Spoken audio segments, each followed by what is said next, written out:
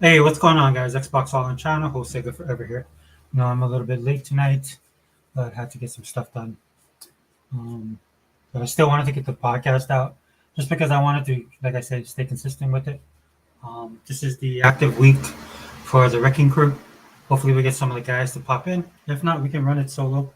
Like I know it's a little bit late for a lot of the people, a lot of the dudes um, that come to the podcast, but we'll just see how it goes. I sent out all the links so they can jump in whenever.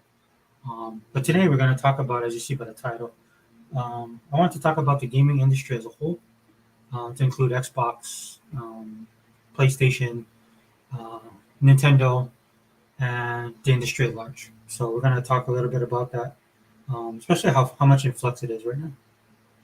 So, but as you can see by the title, the good, the bad, and the ugly. And I'm being literal when I say that. But I'll give the guys some time. Hopefully, like I said, they can jump in. I know it's 6 o'clock my time. Oh, actually, it's 7 o'clock. So for most everybody else, it's probably around midnight, 11 o'clock midnight. But yeah, dude, it is. It has been a crazy couple of weeks, and we gotta discuss this Xbox community because there's a lot of drama going on, and just kind of want to give my thoughts on it. Kind of reiterate how I stand when it comes to Xbox or the current state of Xbox, and to include Microsoft. Because as you can see, for those of us who remember Xbox as being a standalone entity, just another um, piece of the puzzle when it comes to Microsoft. Uh, but now Microsoft is a little bit more hands on, as we can tell, throwing their support behind the Xbox brand, which I think is a good thing. That has not changed for me. I still believe it is because of the benefits outweigh the negatives. And I've talked about the negatives on this channel, though the focus was in light of third party, AAA, third party, first party studios, AAA titles that everybody was clamoring for, which I thought was absolute nonsense. And I have not changed my opinion on that. But as far as Microsoft is concerned, I did talk about it being a double edged sword. Again, in light of the AAA controversy that Microsoft was going through as a brand, or not Microsoft, Xbox was going through as a brand. A lot of the people that were out there just pushing that narrative, which is one of the reasons why I stopped following a lot of the guys in the Xbox community. And I'm talking about the people that we consider Xbox, um, who proved to be pony bots, right? And that's why that term is so apt to be used by people like myself, in the circle of people I run with, the guys that we consider ourselves bleeding green, um, because it's appropriate. Because a lot of these guys, um, I'm not saying that there should be a like a certain type of way that Xbox people should behave or act. But I think there's a certain standard that is to be expected, especially if you're on the bleed green side or if you're Xbox All In, like my channel is, or Xbox Strong. You should have like a somewhat of a knowledge of the brand. Um, and when I mean the brand, I mean as a whole, right?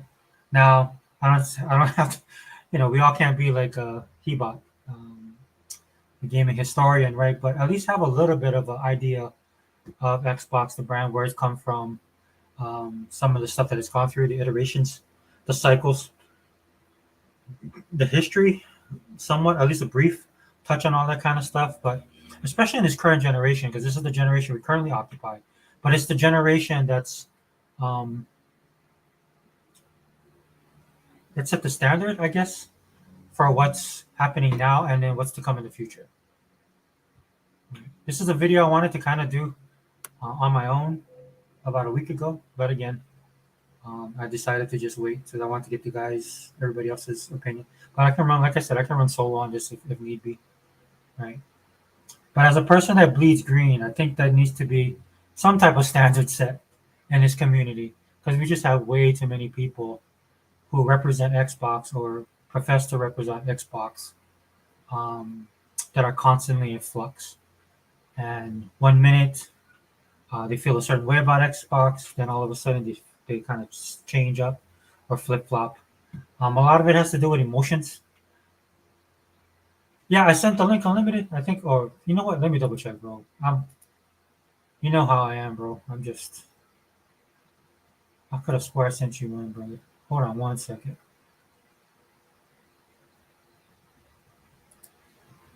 You guys gotta forgive me, man. I do have old man syndrome. Yeah, I sent it to you on Twitter. I'll send it again just in case.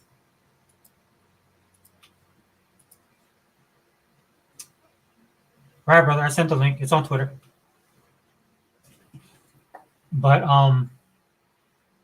yeah. So there needs to, in my opinion, there needs to be some type of standard that we can kind of come together on. What that exactly is, I made it known on this channel the way I stand, and I'm not saying that's for everybody, but there has to be. Look, like one of the things I believe that you have to have if you're going to be on the Xbox community is you gotta like Xbox, right? You have to like Xbox, the brand. It'd be also great if you actually play your Xbox. I also think that should include you actually subscribing to their services, whether it's, well, we don't have, I don't know if we have live anymore, but Game Pass, right? Being in the ecosystem, right? Because a lot of the people that profess to be Xbox, I don't even know if they play the console, man. I just don't know. Because some of the stuff I hear these guys complain about, I don't see it. And then for a person like me, when there's all this drama going on, it's easy for me to slide out of social media to get away from the drama because I'll just go and play my games, which I would assume a lot of us would do. One of the things I love about all this kind of stuff that happens where there's negative news about Xbox or there's a slow news day on X, and by a slow news day, Xbox isn't putting stuff out. One thing I love about that is I actually get to go and play my games and then do the 500 million other things I could occupy my time with. Hey, Unlimited, can you hear me? Yeah, yeah. Can you hear me? Yeah, you're coming in a little bit light. Let me adjust my volume. Mic check. Mic Oh, check. perfect. Yeah, yeah, it was me. It was me. Okay. What's up, bro? Hey, great Oh, podcast. oh. Thanks. Yeah, yeah. What's the Xbox drama now? Because the drama this week has been PlayStation. Well, for me personally, and like you said, like you're off of Twitter, right? Or you're not Yeah. as active on Twitter. Listen. The only time I've been on Twitter this week was when you sent me the link, and that was 10 seconds. So I've been away from everything for the last few weeks. Yeah, I normally I don't really get bothered by a lot of stuff. Hmm. This week was a little bit extra just because of the, it's funny to me, man. And I'm gonna mention some names, man. Tim Dog. Um, Oh, they still at it. well, it's not just that, dude. I mean, he's really like, I don't know. I actually wrote him today. I just told him I was like, look, dude, you need an intervention, is what I told him. Yeah. Right. I mean, it's one thing to feel the way that he did, especially initially when this first got kicked off. Mm-hmm. Um, no, I just put it to you this way, dude. He's worse than Crap Gamer ever was. Oh wow, Yeah. yeah. Hey, I'll be right back in 2 minutes. Oh no, take your time, dude. I'll be here. Um, so for me, dude, I mean, I'm just being honest, man, and that's what I want to talk about with the guys. Um, but what I tend to do when all this stuff kicks off is I go and I occupy myself with all the hundreds of games that I have in my back catalog of games, all the hundreds of games that are in Game Pass, the majority of which that I do want to play. And I'm not just saying that because I'm an Xbox guy. I'm saying that as a gamer. This is another thing that kind of puts me in a certain mood when it comes to guys, supposedly Xbox guys, when they sit there and they say stuff like Xbox needs more games, Xbox needs to release the games that they're working on, even though they know we're working on it, um, even though we know that they're going to release, right? And even though we know that they have all these studios, right? So they're not lacking in content. Now, I might give you the fact that that content isn't out yet, so you might have a legitimate concern, or you might have a legitimate complaint. The reason that bothers me is because I never cared about AAA single player or first party AAA stuff, man. I always thought that was that was just a smoke screen that was just cannon fodder for the console war because the ponies love to use that, dude. They weaponize it because that's all they had, right? And for me, as an Xbox guy, and more importantly, as a gamer, I don't care, dude, right? Because when I play a game that I like. I play a game that interests me. I play a game just based off the fact that I might like the premise or the graphics or the person or the studio that's making it or the person that's the developers that are working on it, the publishers that are publishing it, right? The concept, the type of game that it is, the genre, right? Whether it's on sale, right? There's all kind of different reasons why I play the games that I play. Right? And to me, this ties into one of the biggest problems with gaming right now is that it's the culture, right? Like a lot of people, I know Keybot was kind of mentioning this. I don't want, hopefully he jumps in. I don't want to mince his words. I'll just try and paraphrase what he was talking about because Keybot has been talking about how people don't buy games, right? So you have this attitude within the gaming community where people are feel a little bit, in my opinion, entitled and expect things on a platter for them. Where in the culture that I grew up with gaming, you were happy to be a gamer because you just like games and you put yourself out there to try and get new experiences when it comes to gaming. And that was regardless of the console, right? And again, I grew up in a different time, guys, where I didn't grow up with a lot of money, right? And I know that was the norm for gamers in general in the 80s and 90s. But gaming has become such a big industry, $1 billion industry, right? That a lot of people play it. Guys like myself have grown up. We have our own income now. We don't have to rely on our parents. Um, we don't have to rely on borrowing games from our friends, having friends in our circle that play a lot of different games so you can try every single thing. Basically, when it comes to gaming, man, the gaming world is your oyster. You have variety, you have selection. You can buy a game when it's brand new at full price. You can buy a special edition, which is even more expensive. You could wait for the game to go on sale. You could get a subscription service like Game Pass.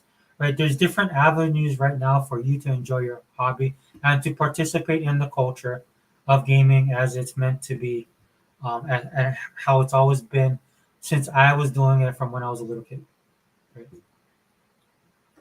And that's to include the entirety of gaming, from the technology and how it's grown over the decades to what we have now, to the actual venues that you used to go to, and I'm saying that because of arcades, right? Or pool halls, the local laundromat, any place that there was a video game and you're a gamer, that's where you would be, and that's what would occupy your time. And for a lot of us, money. And since at least in my situation, I speak on myself, I didn't have a lot of it. I didn't have disposable income, right? So as a person that comes from that background, living in the time we live right now, with the options that we have, and I'm talking about across the board, right? It's no better time right now to be a gamer than where we are in this present time, in this current generation, right? But I've talked about this on the podcast before, where I'm kind of worried about video games, right? And one of the things I've always said is that if a lot of the gamers were alive, the gamers now that were alive back when I was hardcore gaming, the industry would have died, right? Because you couldn't be the type of gamer you are now back then in that industry. The industry itself was still trying to find its way, right? It was a novelty. Oh, sorry, did we lose Unlimited? You there? Yeah. Okay, I got you. The industry has been through its ups and downs. The industry itself has grown beyond anything that I experienced when I was younger. But the core of what makes gaming is that you love games. Yeah. And that you like to play games, right?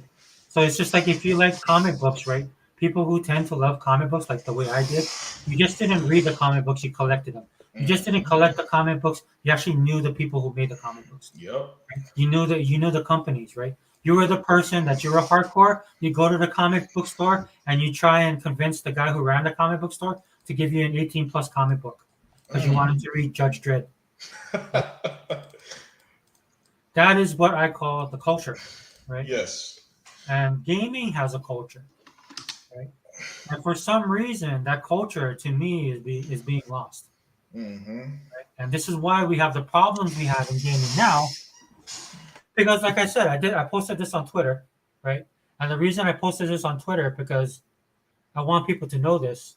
The reason we're having the problem we're having in gaming right now, because a lot of you guys are not gamers. A lot of you guys think you're gamers, but you're really not. And I'm saying about 90% of you guys are actually not gamers. It's Yeah. almost as if gaming has grown as a business, but the actual culture of it is still the same like when I was coming up, when I was Mhm. little, right? Yeah. Because when I talk to people about gaming, or when I listen to people complain, especially on social media about gaming, I don't understand your point of view. I don't understand why you even game. Unlimited, I don't know if you've said this. It is almost as if you guys just hate gaming. Yeah. Like Yeah. I sit there and I listen to you and I'm like, dude, why are you doing this? Like what? Why are you even? Why did you even buy the system? Exactly.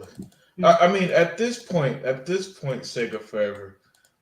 If every game is so bad and the industry so terrible, that's not an industry problem. It's a you problem. Yes. You know what I'm saying? At that point, you got to reconsider your issue with gaming. And I don't think a lot of these people realize that. And because especially those with the bigger platforms, they gotta hustle them people. I've come to that conclusion a long time ago. They just have to hustle them for as long as their channels will last, because they're not gonna last forever. It's not, because you That's can't you can't be this negative yeah. about a hobby people love and think it's gonna last forever. It's not. Eventually, excuse me. Eventually, every single one of them. Oh man, yeah. Sorry about that. No, no Eventually, worries. every single one of them is going to reach a point where their audience reaches what I've reached a long time ago. Is where it's okay. If you hate gaming so bad, why am I even listening to you? Exactly. Especially the ones who genuinely love gaming. And the thing that's happened is that those that generally love it, who are into culture, we're starting to push back so hard against everything else that it's starting to wake others up who love it, and they're starting to see, yeah, why am I following IGN when they literally lied to me, or Kotaku or Colin Moriarty or Tim Dog or any of them. I'll be right back again, man. No, go ahead. Take your time, bro. Excellent points, though. Like I say, Unlimited mentioned that on his podcast, right? And when I heard him say that, it made me sit there and think, yeah, why do you guys do this stuff? Why do you guys even play video games? Why do you guys even call yourself gamers? Right? Because obviously you guys don't enjoy it, right? For a person like me, right? If I don't enjoy something, right, I don't do it. Like I'll be honest with you guys, I don't like to run, right? Mm-hmm. So running is not something I look forward to, right? But it is a necessary evil because Yeah. I'm older, and it's one of the best things I can do to keep myself in shape, and that's why I Mm-hmm. do it. Now, do I think about running?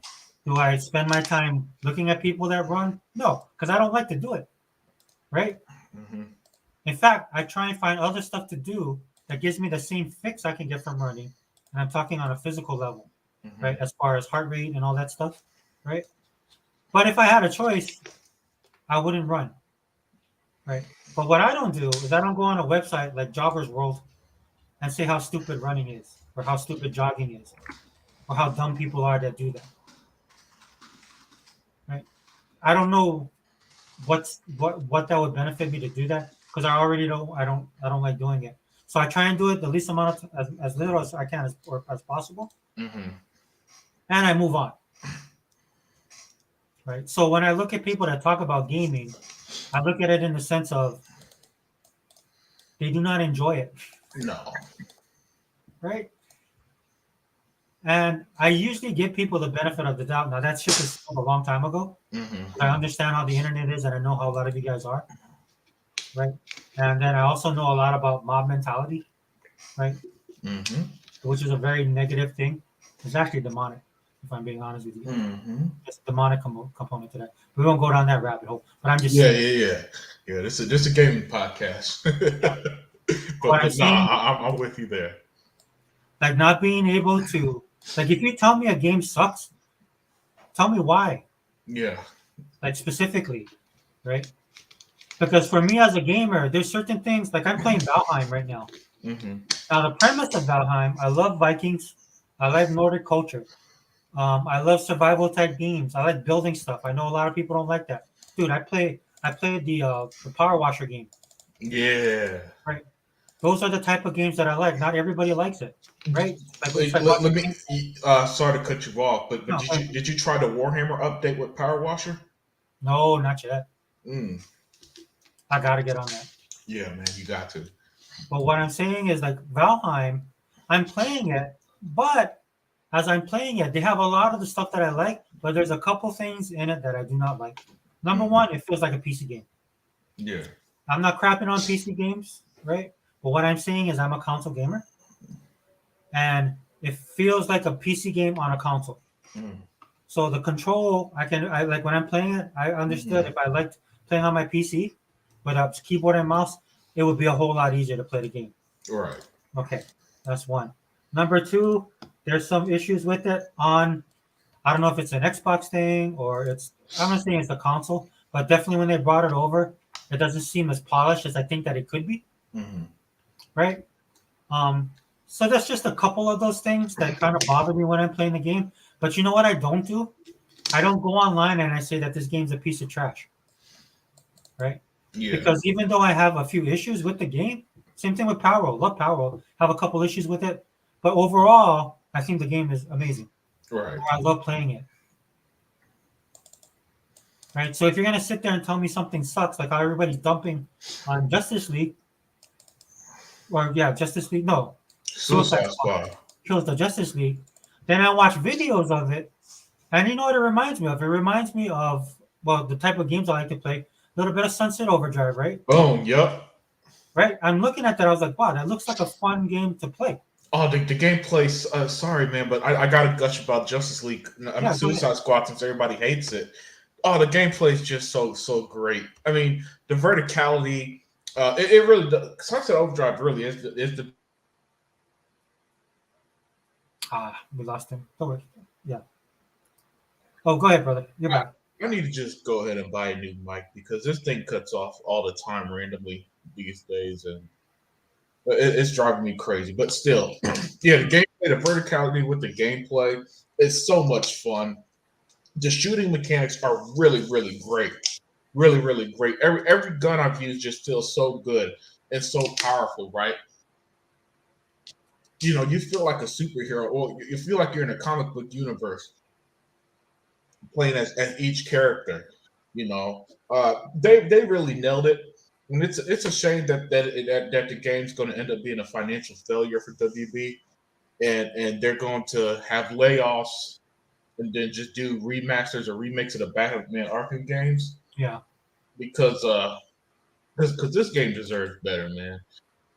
I love it, I really do, and I hate to see the state it's in because nobody was really willing to give it a fair chance, and they let the media kill it just so that everybody can have this fake narrative that Insomniac are the only ones who make good You know, sequels. I agree with you with the media is part of the problem, but what's becoming more transparent to me is the actual gamers or professed people that profess to be gamers. Mhm. They are becoming the biggest problem.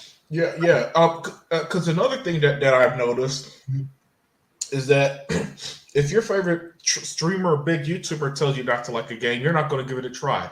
And I hate that mentality. Yeah. I hate it. I hate it with a passion. Because do you know if I listen, if I didn't just listen, I'm sorry, if I didn't blindly listen, oh my throat's hurting. Sorry, man. No, no, take your time, baby. I know the path that Unlimited's going down, and I'll kind of finish on I'll give my thoughts on that. I say this all the time on my channel, especially when I'm doing the pop culture stuff. If I listen to all the people that told me a movie was bad or wasn't a good movie, I would 75% of the movies I watch would not have watched them, right? Because I know what I like. I know what I like to watch. I know what makes me laugh. I loved all the Adam Sandler movies back in the day. A lot of people thought they were stupid, pedantic. Um, preschool, right? They were like this. It's just dumb, stupid comedy. But I found it funny and I enjoyed it, right? You fast forward 15 years later, now people's like they're called classics, right? Do not let I this is the thing that drives me nuts about this gaming community. You're letting like Unlimited said, you are letting other people kind of form your opinions. Yeah. Go ahead, brother. Go ahead. Continue. Yeah. That's exactly it, and that's what I don't like. I don't like this idea. I also don't like this idea that somebody could tell me what to think. I also hate that, and I notice when it comes to the review scores and the Metacritic scores and the big YouTubers and big streamers, people believe them without asking questions, and I don't understand that. You know, I don't know if it's a generational thing or what, because it just doesn't make sense to me to see a game. And do you know how many times where, and matter of fact, Redfall's the perfect example, because remember, the previews were all positive. Yeah. And then what happened when the game came out and everybody hated on the game? The same people that were hyped for it, who didn't play, by the way, did not play Redfall. Yes. All of a sudden they hate the game. Yeah. Then those who played it, or those of us who played it, like, no, it's a great game. It's a fun game. And then all of a sudden, months later, when the game gets to 60 FPS update, the same exact sites that told them to hate it are the same exact sites, the same exact people I'm seeing who's playing Redfall for the first time, by the way. They're playing for the first time, saying, oh, man, this game is great. Wow, this game is really fun. Well, I'm really enjoying it. And it drives me crazy because here we are saying for months while everybody's killing the game, like, no, guys, Redfall's legit, man. Redfall's super fun. You know, here's this and that. You know, we're telling you the ways we've been playing it and stuff. And it falls on deaf ears because these people, so many so-called gamers, and I use that with the largest quotation marks on possible, they whatever their favorite YouTubers say, that's their opinion, and I don't understand that. You know, I don't understand that because even back in the day, even if my friends were telling me one thing, I'm still gonna give it a try. You know what I'm saying? If my friends say, "Oh, yo, we got the new Mortal Kombat, we got the new Streets of Rage," back in the Sega Genesis days, they're like, "Yeah, really? Hey man, let me borrow the game." You know, I didn't just say, "Oh, cool, that sounds good," and then go about my business. And then, or if they told me a game was bad, just go about my business, never touch it. You know what I'm saying? I'm like, "Hey, man, let me check it out. Let me borrow it. Let's trade. You know, how about you borrow? You know, you borrow my Sonic game, I'll borrow Streets of Rage for a week or something like that. You know, that's what we used to do. But now, I don't know, man. Now, if your favorite streamer don't like the game, or if a big YouTuber with many subscribers don't like it, everybody comment just parrot it. Just parrot it like you could literally just copy and paste what they say in the video and put in the comments, and you wouldn't be able to tell the difference because it's not their opinion.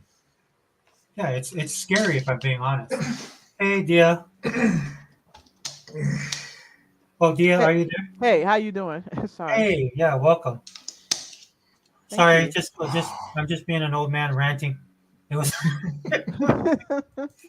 I'm not gonna lie. Like I was on Twitter, and I actually commented to Tim Dog. You know, I was like, "Bro, you need an intervention." Like normally, I just find it amusing to watch all the drama going on, and plus, I got like games I'm playing. So you know, like I don't know if you just joined, but I've been playing Valheim. Right? Oh, okay. I heard that was good. Yeah, so I'm playing Valheim. I'm playing Dead Island 2. Yeah, there we go. I played a little of Dead Island. Yeah, same here. Yeah. I jumped back on COD just because I wanted to get one single skin. Right, so I'm playing COD. I'm playing Brotato. Right. Oh, cool! I heard that was good too. I love it. It's not as good as Vampire. What's the other one? Vampire Survivor. Yeah, Vampire Survivor, but it has its own. It has its own flair, its own style, which I love. And I forget the other 3 games I'm playing. Oh yeah, what's that? Tales of Arise. I'm playing that. It suckered me in. That is a fantastic game. I highly recommend it. It is, but it appealed to my weeaboo tendencies, so I bought those. I bought I bought those. I'm like, no, I'm not gonna buy this. And I'm over here. It's worth it. It's really a good game. Yeah.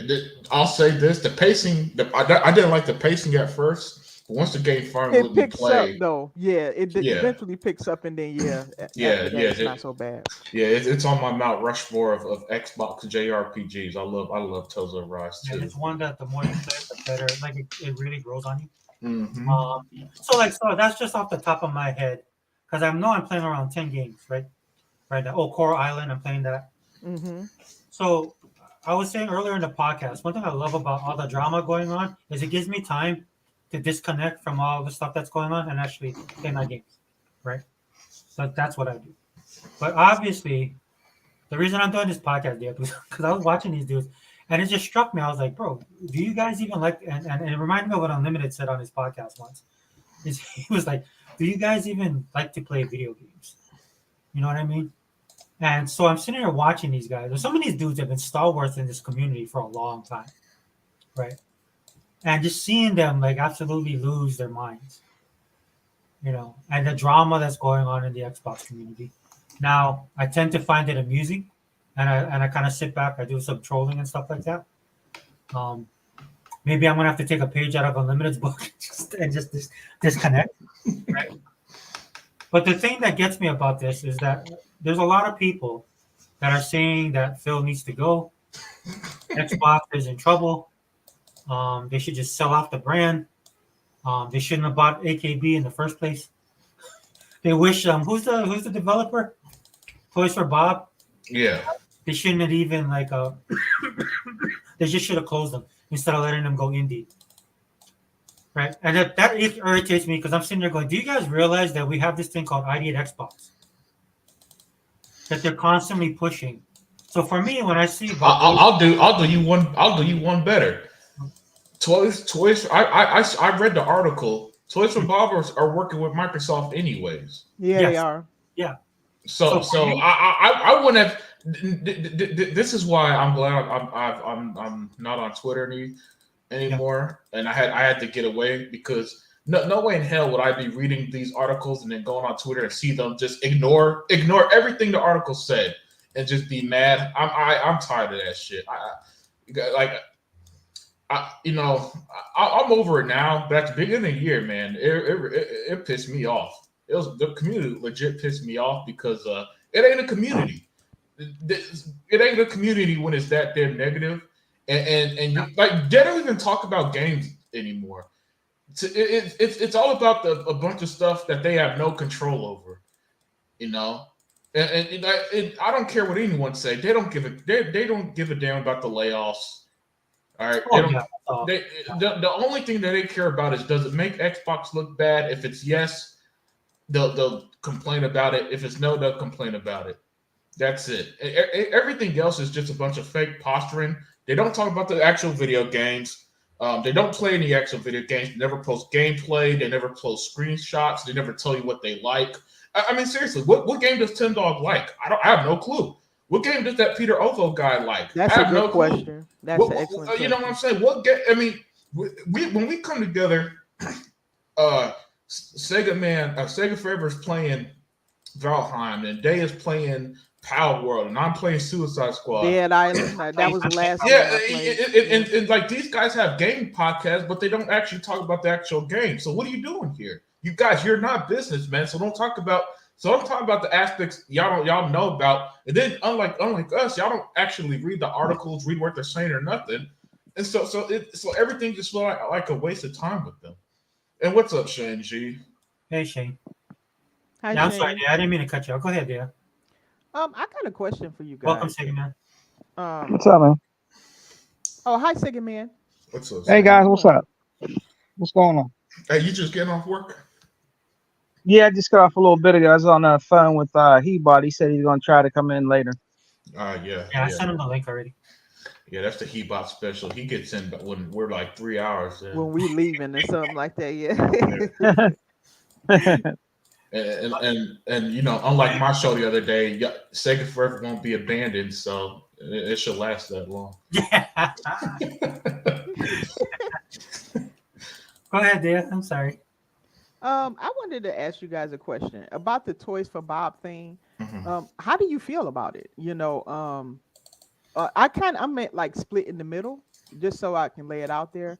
On one end, I'm very happy that they didn't get shut down, and I understand why Microsoft did what they did. They always have been generous like that because they have a track record of it. When developers ask for something, they don't really try to force things. They kind of let them go if they want to be let go. We know Bungie, that happened with Bungie. They just can't take the IP. That's the one thing they won't give up. You know, IP is valuable, right? So they're not going to give up the IP, but they'll let them go free and stuff like that. And so we've seen a history of that. But on the other end, I was thinking like I'm a little bit nervous, and the reason why is I think that's great that they have a partnership, but one thing I always wanted Microsoft to do was to secure those studios that could do certain games for them, so that they don't have to worry about other people buying them out or that they dissolve or something like that. That's the one asterisk I'll put there. But apart from that, I'm pretty happy. That's what they wanted, and they said they wanted to work on multiple things. But it leads me to think that maybe they thought under Microsoft they would not be able to, that they would be stuck forever as a support studio for COD. And I find that shocking, because I thought that Phil was on the same page with a lot of us, that we wanted to see Toys for Bob let loose to do the type of games they wanted to do. And so I wanted to know what you three think about that. Yeah, I could tackle my thoughts real quick. You know, I'm sure that there is some type of clause when things are purchased. They did, you know, they did their negotiations with whatever studios, and they figured out what's, you know, and talked to them about it. My thing is going to be just let things play out. And the reason why I say that, Dea, is because I've learned to not be reactionary about anything with gaming. You know, because if I'm reactionary right now, I'm going to just be proven wrong if I think, oh, look at Xbox and they're going to ruin this and that or something. And then I end up being wrong with Toys for Bob next game is an Xbox exclusive because they got a partnership or something. You know, for me it's just let stuff like that play out. And then you see how chaotic gaming is right now, Dave. Everybody's being laid off. It's bad. Games are being canceled left and right. Yeah. The gaming bubble, like they're trying to prevent a gaming bubble to burst, like the housing bubble of 2008. You know what I'm saying? Like the gaming world is clearly trying to prevent something like that. You know, where only Xbox, let's be real, Xbox are the only ones who really leverage to survive something like that if it happens. That's true. Yeah. You know. And still they go that extra effort to try and put themselves out there. It's one of the reasons why, to me, they did what they did. They went out there first. Because as soon as Sony mentioned something, right, that should have been a signal, in my opinion, to people who are Xbox and bleed green. Okay, this is a quantum shift within the gaming industry. Not just Xbox, not just PlayStation, not Nintendo, but the industry as a whole, right? Because people don't realize, like, Microsoft is huge, right? And they're looking at things on a next level, you know, like an extinction level event. If I'm being going to be over dramatic, right? And the kicker for everybody should have been is when Sony came out and said what they said. But since our gaming media is pieces of trash, it's Stone Cold as pieces of trash, right? Stone Cold impression, right? Because they are built the way that they are and they report the way that they do, right? It just adds fuel to the fire. Because that's where the narrative should have shifted. In my opinion. Instead, let me put this on screen because this is what the gaming media is doing. Okay. And I saw this about a minute before I joined you live, and I just thought it was so apropos to everything going on in gaming. Why the PS5 lack of first party exclusives might be a blessing in disguise. What? It's yeah. So they yeah, exactly. And the article's even worse than the headline. And so what we're dealing with, y'all, is that we got a media data that has no problem lying to you, making things on one side seem worse than it is, and making things on the other side not seem nearly as bad. But the problem is that the truth is literally out there, Daya, and it's telling a whole different story. Because as we discussed on my show, Daya and Sega Man, y'all two were there. Sony has been telling them for a couple of years now, everything that's wrong with them. And for some reason, the gaming world just refuses to believe them. I've never seen anything like this, to where not having games is a blessing in disguise. By the way, this is the same media that got y'all Xbox guys pissed off in 2020. 2022 when Xbox didn't have have many first party games, and they still had a lot of lineup of games that was releasing. So notice just the no, and if you don't, I don't understand how so many of them don't notice this stuff and just fall for it, you know. And it's, so at this point, maybe they just like being lied to, you know. Maybe they just like it. I think they do. Yeah, because at some point you got. I don't understand how people aren't putting two together. Even if I wasn't a hardcore gamer and following this news like this, if I was just casually reading about Sony saying X, Y, and Z losing $10 billion of value and all this other stuff, and then the other hand, I think that this stuff like this type of articles were just what's that term? What's that term when they make things like a fluff piece? I think that's the term I'm looking for. You know what I'm saying? You know how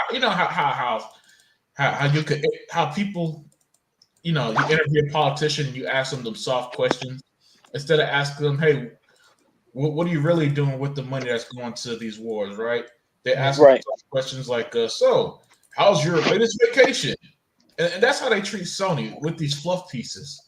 I mean, yeah, Sony got no games, but that's a blessing in disguise. You know, so Sony laid off 8% of their workforce, but isn't that just great? Isn't it just great that people lost their job? That means Sony's going to be better, guys, because you know it's always better to have a less workforce and less people. Unlimited on Twitter or X, whatever the hell you want to call it. Those people who are actually celebrating it. So yeah. Talking about that. So that's how you do business. This is strategic. Yeah, the same people that were pissed off when Microsoft was quote unquote doing business are the exact same people that praises them. Sorry, I'm back. Who was just talking now? Who's here? Oh, Fireboss. Oh, okay. I can't see because of the. I basically sent everything out to everybody, guys, so people start. Okay. Sorry. How you doing, Fireboss? I'm glad to have you here. Yeah, I'm cool. Sega Forever doing his best take of a Hawaiian Lion-O and sending out the Thundercat signal. So yeah, Panthro. Oh. Misery loves company, so if I'm gonna be upset, I'll drag you all with me. Yeah. I'm not upset. My thing is, I'm just here scratching my head. That's all. So, but like what I said in one of my posts, man, it's a different world, and I mean that's not even just with gaming, man. It's just with everything, man. It's becoming a totally different world now, and you know, guys like me is just sitting here, just kind of scratching your head and then just shrug your shoulders and turn around and walk away. Has it really, like when I look at what everybody's saying, has it really changed? Because if you just play your games, it hasn't really. Honestly, if I'm being honest, in my opinion. That's what I mean by shrug your shoulders and just turn around and just go about your business. I'm sorry, Dale. What did you say? Okay, you were saying something. Did she drop out? I'm sorry. I think my thing is sorry about that. No. What I was saying was that I do believe that the industry is changing and that we do need to just keep a cautious eye on it and just watch it. But no, as far as what we're gaming, no. But I do believe that's going to change in the short future because I do believe how these studios are making games are going to change. I don't think they can afford the AAA games like they used to. So we're going to start to see more AA games, in my opinion. Like we know that Sony is not going to be able to continue doing what they've been doing. They're going to change fundamentally, in my opinion, or if they want to try to survive. Xbox, whatever it is they're doing, you know, I don't even know anymore. I think they'll do some things the same, but I don't even know what Xbox is going to do because they're really jumping in here first with whatever it is they're doing. So I think things are going to change. I just don't know how all of that comes together. So I do think we should just keep an eye on it, you know. But do I think we should panic and all that? No, play your games. Keep buying your games. Keep a close eye though, because I think some of these places are talking about raising prices. I think that was something that I heard from about GTA people saying that that's supposed to come out to be $100 and all that stuff. That Man, base price, I'll be base And waiting. that, price. and that is not even going to be a full game. The full game. Yeah. So if I'll wait. they could end up affecting That's the like a- industry with that, or they can do maybe smaller games, or maybe they can break the games up. It's a lot of things we don't know about how video games are going to be affected by what's happening to the industry, because it's pretty bad. We're seeing a lot of layoffs and stuff, and closures of studios. And So this canceled is- games too. Exactly, a cancel game. In my opinion, you don't come out of that just doing the normal. There's just no way. Something's got to give, and so no, it's changing. It's not going to be the same. I don't want us to be like the ponies where we burying our heads in the sand, pretending that things are like they always were. They're not. And Like Lego Movie Day, everything is awesome. yeah, yeah, exactly. I like that song. That's not healthy, and that's why I believe something bad is going to happen with the PlayStation community. I think that what we're going through because we found out, right? We found out the direction that Xbox is beginning to go in, and we don't know how far Xbox is going to take it, but we know this is the beginning. And I think that's why we fractured, but I think it was necessary because not everybody's cut out for the changes that's coming to the industry and what some of these companies are going to have to do. And PlayStation has yet to go through that, but they're that's going to why go through it. I didn't lose my mind with this day, just for the simple fact that whether you like it or not, Microsoft is dragging you into it. That's true. That's true. Whether you It's like like- it or not. Like I said before, none of us can figure out or tell a multi-trillion-dollar company what the hell they're gonna do. they just gonna do it, and all this like the backpedaling they may have done on a few things don't mean diddly. Because whatever it is they seeing, they're like the hell with y'all. We're gonna go this way, and you either on this train or you can get the fuck off at the next stop. I think Xbox and PlayStation are going to do what they have to try to survive. I I don't think PlayStation's not going to listen to the ponies anymore. If they want to survive, They better gonna not. have to. They better not, or else they'll be out of business. Even they won't survive this generation. Yeah, I Again, don't think they're gonna- Sony already told you guys they're not buying software. Even if they sell 100 million consoles, won't be enough. So what can they do? They could talk as much as they want. They could scream on top of their lungs. We got exclusives on all they want. Be my guest. Y'all aren't buying them. Y'all aren't playing them. Sony ain't making money off y'all. So exactly. good luck. And Look, I'm gonna say everybody this. sees- I'm Oh, gonna sorry. say this real quick, Go ahead. just real quick. Mhm. Yeah, dude, I don't think there's no out for these guys, dude. Sony is, in my opinion, this is my opinion. This is why I didn't trip about it, because ultimately, people think I'm being like joking when I say this on Twitter, dude. I could see a future where Microsoft will be dominant, and then all of these games from all these other guys will be coming onto Game Pass, right? Because there's no out for Sony. It's interesting because Fireboss, you were telling me about the whole the stuff that's going on in Japan, at least from the older generation versus the younger generation. Oh shit! Somebody actually was listening. Yeah, I thought a lot of times when I said that, I thought I was just speaking dead air. Also, I saw this really interesting documentary, which basically reinforced what you were saying, but it also included some of the stuff I would say about the generational shift. The thing about it is that where you're at, dude, you're in a way kind of more ground level as well, because I mean, you might as well say, Hawaii is becoming a little bit more Japan. At least when I was over there, it felt like it was becoming more and more Japanese every day. But ever since I left, then I heard people saying, no, it's starting to become more and more Chinese or more Korean. So, like I said, I don't know what's going on over there now. It's becoming more Asian in general now, but that's what I mean. Like with Japan, look, dude, they got a lot of stuff going on in that country right now that a lot of people don't pay attention to. This is why I think gamers should just game. Because this stuff, when I talk about this stuff, guys, this is just stuff that I'm interested in for me personally, right? I keep up with all this stuff, right? So when I hear somebody sit on there and start talking about what's going on with Xbox, why they're doing this and why they're doing that. For me, it's just something as simple as economy, right? And if you just stuck your head out of the sand for just a little bit and just or put your controller down and stuck your head in and took a little bit of preview of what's going on in the world as general, so this is happening across every industry, right? One of the reasons why gamers probably don't think about it as much is because the tech industry was probably that last industry that could, skirt all this stuff, right? That didn't have to worry about it, man. You have more job security in tech industry. That's not the case anymore, right? And that's why all of this stuff is happening the way it is. I'm sorry, Dee, I didn't mean to interrupt you. Sorry.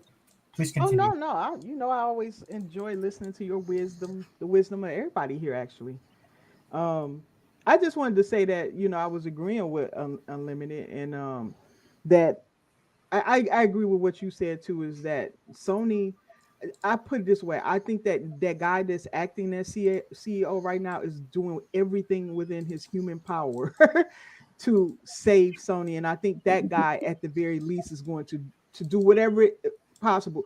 PlayStation is not going to come out looking good, but they have their protectors. So That's why I nicknamed him the cleaner.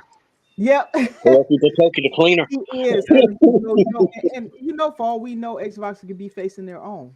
It could be why they're making some decisions that they are making. But because maybe things are maybe we don't see all the numbers, maybe we're not seeing the full picture. I know Xbox is really good at doing that. But maybe they went bankrupt. Yeah,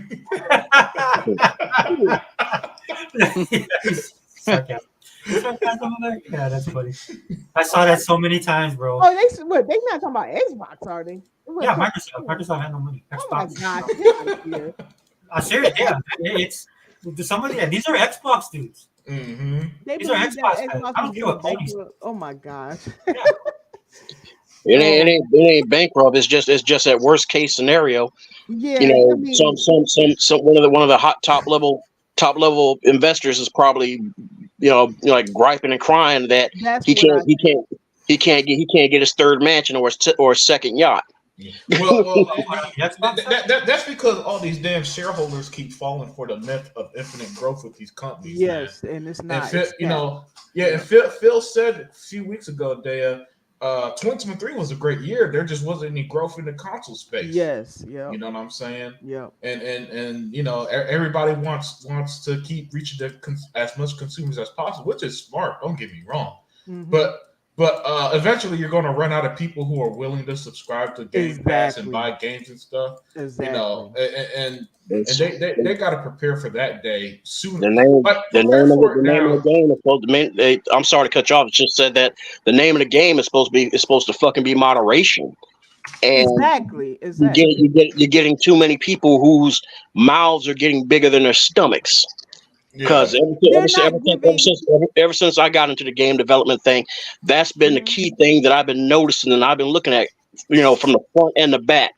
That this is like way before I met any of you guys and stuff like that. And it's like because I started like working on my game like all the way back. I want to say like back since I was still in the military, and it took that long, and I did all that research, and it's like, man, we're about to hit a wall and stuff, because like I keep saying, and people think it's me sounding jaded.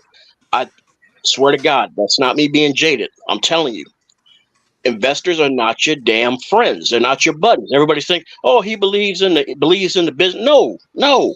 It just like how y'all like gaming and getting achievements and doing your run in Halo and everything. That's their Halo run. That's for investors. That's their Halo run. That's when they pick up their controllers and stuff. That's how they game, and they do not care. And even if they're getting their money back and then some and making some profit, it's not good enough. It's never good enough, and that's the problem. That's all I've been saying. And, that's all I'm saying is that's where we're having a problem, and that's why we're starting to see situations like with what's going on with Sony and stuff like that. You compile that with not very smart investments and purchases and stuff like that, and constantly wasting up money locking stuff away that isn't even theirs. Right.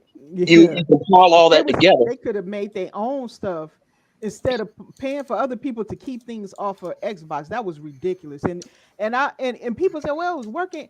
They got broke over it. It wasn't worth it. It never is worth it because they were spending money they didn't have. Because to have to keep games off of everything else and locking it to your own. And by the way, I don't believe it was just overnight that PlayStation gamers just stopped playing all of these games. They just do not. It looks even worse now than I ever thought. When you look at Helldivers and the small percentage of people that's playing that game compared to PC, and you can look at least that's why I said Xbox ought to be grateful. You look at Power World and you see the percentages of people from Xbox. It's a little bit slightly under PC, but it's up there. So they're supporting the game just like PC. Yeah, that's the thing though, Dale. It's like we, you said it before. E-Rock, Legal, Sega Forever, Sega Man, Unlimited. We've all said it. We play our games. That's the big difference, and that's why I said that whoever it was, because I'm telling you right now. And hey, I'll eat crow. I'll make a post about it, and I'll apologize if it comes out otherwise. But I'm telling you right now, the decision to have dropped those 4 games in other places, I don't think that was Phil. I don't either. I believe that I already said who I believe are 2. There's probably more, but I already said the 2 culprits. And the only thing I'm going to do is I ain't going to say, like I told people on Twitter, I said, I ain't going to harp about it no more. All I got to say is that I'm going to sit right here with a big old rat-sized cheese whiz eating grin and a cup of tea when those two look at the numbers and realize that, wow, this is kind of like the Ori thing. Wow, this is kind of like the Cuphead thing. They're not really even touching these games. No shit. Yes, and they're going to see. But here's the problem: is the PlayStation has too many casuals. That's what the issue is. And I tell you, this isn't just a PlayStation. They took the 360. They took the 360 casuals, the ones who only came to 360 for COD. The moment they got them maps, them skins, and that zombie mode, that was it. But the problem I have with the casual gamer is that they don't invest in the industry. They stick with 1 game or 2 games, and that money needs to go to other developers and stuff. Develop an interest in something other than 1 game. And then it's like they don't, like all of us at least play on 2 platforms. I know that Unlimited has a PlayStation 5 and he has an Xbox. I don't know about Sega Forever. I don't know what. Do you play on 2 things? Xbox. Just Xbox. Okay. Yeah, Xbox but you buy a lot of stuff for the Xbox, like the peripherals and all the other stuff that comes with it, right? Yeah. You support the platform, in other words. That's what I'm saying. And the ecosystem. I buy and the whole ecosystem. Okay. So you're spending money. You're keeping Xbox alive. Yes. What about you, Fireballs? Do you have like multiple ways you play? That's it. Xbox. Okay, but I already know you buy multiple things. Support it. Yeah. Yeah. Well, it's just that everything that that I need is right there. Right. It's right. It's right there on the Xbox. I mean, I would love to see more JRPGs, but hey, I think he's working on it. He got a lot of Japanese developers working on it, so I think he's gonna get more stuff. Yeah, and the thing. What are y'all talking about? Who needs more Japanese? The Xbox platform. We still having this conversation. Yes, we we talking are. about because Fireboss likes those type of games, so he said he would like to see more coming. I keep saying this over and over again. Xbox is finally getting that Shinigami Tensei. Yeah, they got that. No. I don't mean Sisters. No, hear me out. I don't mean the third party stuff. I know that's coming. Oh. Good God. Let me stop you there. Good God. Please let me stop you there. No, I know that's coming. I mean, like the in-house stuff that they used to have, like the Blue Dragon. I mean, dude, there's so many people who want to see a new. Unfortunately, nobody bought Blue Dragon or Lost Odyssey, so it's going to be hard to convince. Actually, Lost people. Odyssey was free. What? It was free on the 360. Yep. Oh wow. What? Oh wow. Yeah, it was free at one time. No, it was free in Japan, I think. I don't know if I got it free here though. I got it free here. Yeah, because I remember it was free in Japan when you bought the 360.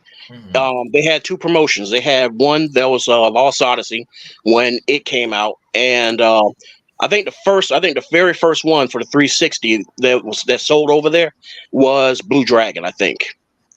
And then when Lost Odyssey came out, then they did one for Lost Odyssey. So It was a free Games with Gold a long time ago. I got it. okay. I Lost Odyssey. But I mean, the thing is like unlimited, Yeah, we was talking about that. unlimited, unlimited is like, it's he's right about that. It didn't sell I put it to you like this: the numbers for back then, it was considered that it sold pretty good and stuff like that. But it's just they would have wanted to sell more. But we have to kind of also face the fact that you got to remember one thing: unlimited back at that time, that particular period. JRPGs were saturating the market and were in a downward spiral. So a lot of people were kind of already like losing their interest in it. And it was a genre that was losing steam. But the thing is, it's those two games that pulled me over to the Xbox, Right. away from Nintendo. But I'm sorry, Dale. Let me shut up and let you go.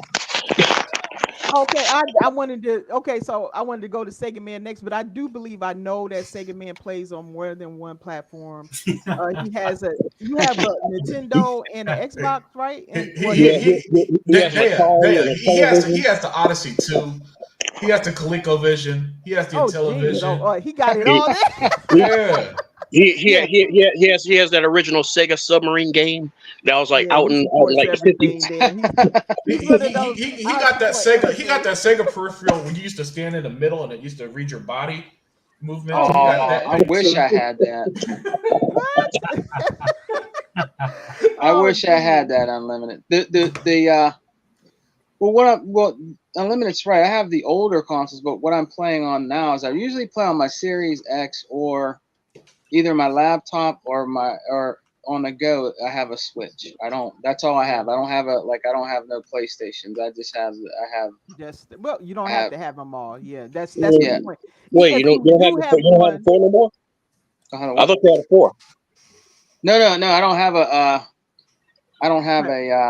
a PlayStation 4 yet. No. I would like to add it to the collection, but I'm waiting for to be real cheap. Just because I want to. I told you guys. A lot of those Japanese beat 'em ups and shoot 'em ups. Me and Hebot always get mad about that because they'll never come over. They'll never see the light of day on Xbox, and the only way to play those games is you have to buy a PlayStation, man. And it's amazing how everybody is A-okay with that type of a setup, but yet when it comes to anything that comes to Xbox, well, why can't this come over here? Why can't this come over here? Come on. I'm gonna translate that. I'm gonna translate it so there's no confusion. They want Xbox out of the business because there's too much competition against Sony. For those type of people, that's why they just don't like that Xbox is competition to Sony, to PlayStation. So that's why they say that. They know that if they can pressure Xbox to giving up their IPs and stuff and giving them to their competitor, that'll kill them. That destroyed it. Look, I don't care what anybody say. If Xbox gave up all their stuff and damaged their own brand, that would effectively kill them at least out of console. Yeah. They wouldn't have a presence in console anymore. That would be done. So it's not so much destroying the name. It would basically because right now who's the most frontal face right now when you think Xbox is Phil. Yeah. And everybody from the media to even casuals all hinged off his words. And he said it many times, we're not a third party, but you're doing third party things. That's the thing. And that did shake some people's they don't know what to expect from Xbox anymore. And I think that's the fair statement because the messaging has been confusing. Now, that's my opinion because I follow this stuff. And I think it's too many people confused. Now, I'm not talking about the ponies running around with narratives and stuff, just average people. They're confused. They don't know what's going on. Yeah, but some of that is projection as well. What, from the average person? Yes, they're projecting as well because there's some people reading into this stuff and we just don't know. Like I'm Yeah, I telling you, you think know they that. not. I don't think they know enough. If you ask me, Yeah. based on what I've Yeah. heard, I don't think they understand enough what's going on. So Which is a real problem on our side of the aisle. Yeah. right. I'm sorry. Go ahead. Yeah, so I'm why I separate that, because I don't like attacking people just because they don't know something, but they're getting their news. All they see is the big headline stuff. Yes, they Right. should dive in, but most people don't. They got their lives, they got kids, they married, they doing whatever. Right. Excuse me, I had to sneeze. Yeah, they're doing whatever, and so half of them don't have the time and the energy to do what we're doing all the time. You know what I'm saying? So all they're hearing is those big things that that this is why I do believe what happened with that whole hysteria did hurt it, because I met people I know ain't into all of this, and they was like, yeah, they think that Xbox went third party. They don't even understand. They're not saying that to harm Xbox. They just don't know. So some of them have made decisions to not purchase some because they like, well, I can get it over here, or I can. They really do not know. So that that's a big problem. And then I do believe that the messaging, even though I think it's clear enough for us to understand, but I just don't think that the average, they will have to do a little bit more to get the average person to understand that. And I how I can say that is because this is something I saw. I think it was Shane G who said this. I'm not sure. I saw that. I want to give credit here. I'm not sure. I thought it was Shane G who said it, but it was something about I don't know if that was him or not. I'm sorry, but I remember reading that somewhere, or it could even be in here, that a lot of these casuals and stuff, or just people in general. He was talking about Game Pass, something with Game Pass that he can't convince people to get Game Pass. I have run into the same problem. They don't understand Game Pass. I'm like, how in the world can we be in 2024 and people still, these are just average people who don't keep up with all this stuff, and they don't understand Game Pass. They just see it as a subscription, like getting Disney Plus or Apple or something like that. They don't understand all the benefits. They don't understand the nuances of what they get and how the value is there. They don't get it. You have to sit down with them and take about 15 to 20 minutes explaining all the different things, because they've never heard it before. I tried to explain it to one person when I went to the grocery store and everything, because all he kept harping about was how expensive, gaming is starting to become, and that he's got another kid on the way. And so I tried to tell him about Game Pass, and he was like, no, that sounds like too much trouble, man. You don't understand it. That's the problem. It's the let me give some perspective on it. Trouble is describing. No, so here I'll give you guys perspective on it. You're living in a time right now, because I see this every day, where people are looking at every single penny that they're spending, every single penny that they're pinching. So you have something like Netflix right now, which is still doing pretty well, right? And in fact, they raised their prices. But what that does is that squeezes everybody else out, right? So that's what everybody's doing now as far as economy, right? Like, I don't know about you guys, but everybody's talking about how much they're paying at the grocery. I hear that. And food is probably the biggest complaint I hear. So the problem that Microsoft is having right now with Game Pass, it sells itself, but you're in an economic time where people are looking at things like our penny pinching, and that doesn't bode well for a service like Game Pass. So I'm pretty sure this is why I think Phil's doing what he's doing, is they're very cognizant of the fact, right, that the economy is bad. And that's the driving factor for all of this kind of stuff, right? Because the average person, like you're saying, Dale, it doesn't matter. Like I'm not trying to say what you guys ain't right, but right at this point in time, it doesn't matter what a value Game Pass is. These guys are looking at, okay, I got to pay my electric, I got to pay my food bill, I gotta take my kid out of daycare. Maybe my mother can watch them, right? This is the level of what people are dealing with, like, every day. Not every single person, but just the average person who Game Pass would appeal to, right? So there's also the sense of ignorance to it too, my brother. But I'm just saying. What I'm trying to say? Yeah, I understand. In other words, a lot of people don't really even know what Game Pass is or how it works. They don't. I've run into what I'm trying to say? They really think there's like a catch-22 with it. If that makes sense. You get what I'm trying to say? It's the mindset of the person, because everybody is looking at every single penny that they're spending. That's what I'm saying. If people had extra money to burn, this wouldn't be an issue. This is why Game Pass was growing, and they hit that wall, right? With that 35 million, right? Because I'm pretty sure they were projecting. Because this is what I was thinking. They should have been at 50 million right now. But when everybody, Well, they would have been. They would have been if COVID would have never happened. Absolutely. yeah. But when everybody's looking at cost of every single thing, dude, there's people making difficult choices, right now. Now, That's true. the gaming media is not the only problem. Our regular media is the problem, right? Because they're trying to paint a rosy picture. Like I heard one where the guy goes, "Well, we put in 200 something thousand jobs." That's like, bro, you guys lost millions of jobs. Yeah. What are you trying to tell me? Like now, I'm supposed to be happy 250. There's people struggling right now. Right? There's all kinds of stuff going on. That's what I talk about when I talk about economy. And then when I hear gamers now, right, who usually just game, and that's what they should do. That's what they should focus on. Right. But that's what I mean by that, right? A service like Game Pass right now, it's just a bad time for them. It's a bad time for Disney Plus. Well, Disney Plus just sucks. Disney Marvel sucks in general. Right? But when did they go up in price or something lately? I'm not sure if I heard. Yeah, they're at $11.99. Woo, okay. Yeah, because that's their answer, right? They got to raise their prices, but nobody wants your service because you're trash. And then you're competing with Netflix. Work yourself, bitch. So Microsoft Game Pass should be doing way better than it is. So my point to you guys is it doesn't matter the amount of advertising they do. It's the consumer. When consumer starts talking like that, you can And tell. then the other problem too, my brother, is to add to what you just said. The other problem is if they try to put it up to kind of pick up the cost, right, for not getting enough subscribers quick enough, then they'll also be scrutinized because they're like, damn, what the hell are you thinking? They put this up to like, let's say, I don't know, $25, $30, whatever.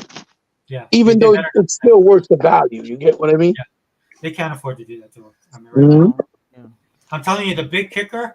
I know Diablo. Everybody's hyped about Diablo 4. It is when COD comes in. When Yeah. COD Oh, yeah. comes in and you Yeah, have it's that when shit, COD comes in. Even though Diablo Oh, is yeah. huge, but it's when when COD comes in. I agree. that's the one that's the game that you put in there where you don't have to advertise because people will switch over and then That's true. the narrative changes. That's And then true. people like, did you hear about Game Pass? Oh, all the CODs in there? Oh, and then you're paying with a bunch of 50-year-olds that haven't played COD since Modern Warfare 2 back on the 360. That's how And then when you get those people, this is why we need the normies in that sense. Trust me, I'm a Marvel fan. I hate these guys. I'm a Marvel comics person. And I can't Yeah. stand these dudes because I always argue with them online about the movies. Right? Yeah. Because Yeah. these guys are They don't what- know the history and stuff like that. Yeah. Yeah, but if you bring them in to Game Pass, that's going to be a plus because, like I say all the time, as long as you pay, hey, dude, I love you, man. As long as you're paying your $17.99. Yes, I am. Okay, well, you're awesome. Well, yeah. I won't play games with you, but welcome to the family. Hey, Oh, I'm sorry. Go ahead. I'm sorry. no, I just want to address Cypher Type 1's comment, Sure. the last one at 12:04. He said, the very last comment at the bottom. Okay. He said, Phil said in the podcast he didn't want to increase costs for the current users. Yeah, that's right. He did say that. And he pretty much said it's a choice. Either we put a few games on the platforms or raise prices or something like that. If I'm paraphrasing correctly. He did say that. Yeah. So and as much as see, people think that this stuff is easy. It's not. And making Xbox successful does mean you got to make tough decisions. And tough decisions is going to mean decisions that we aren't going to like. But the thing is, we don't work there.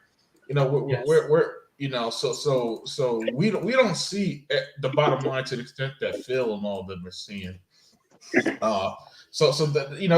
why for me personally, Dad, this is just me. You rarely find me super upset with any decisions they make, because I do enough number crunching for an oil company to know that sometimes, man, you don't want to, but I've worked with higher ups basically that pretty much told me I don't want to do X, like to do layoffs, for example, but it has to be done.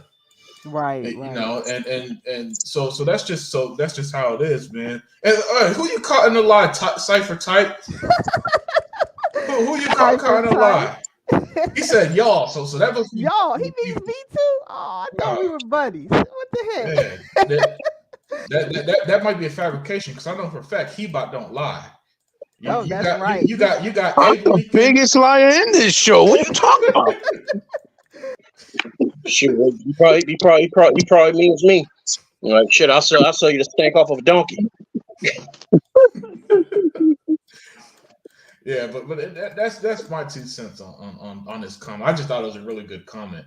It is. Since the topic of price increases came up, you know, and eventually they'll have to make the decision to raise that because remember they're going to raise Xbox Live price increase a couple of years. And that was one of the reasons why they have to make these kind of changes, because when they tried to do that, what happened? Everybody was like, "What the fuck? How dare you?"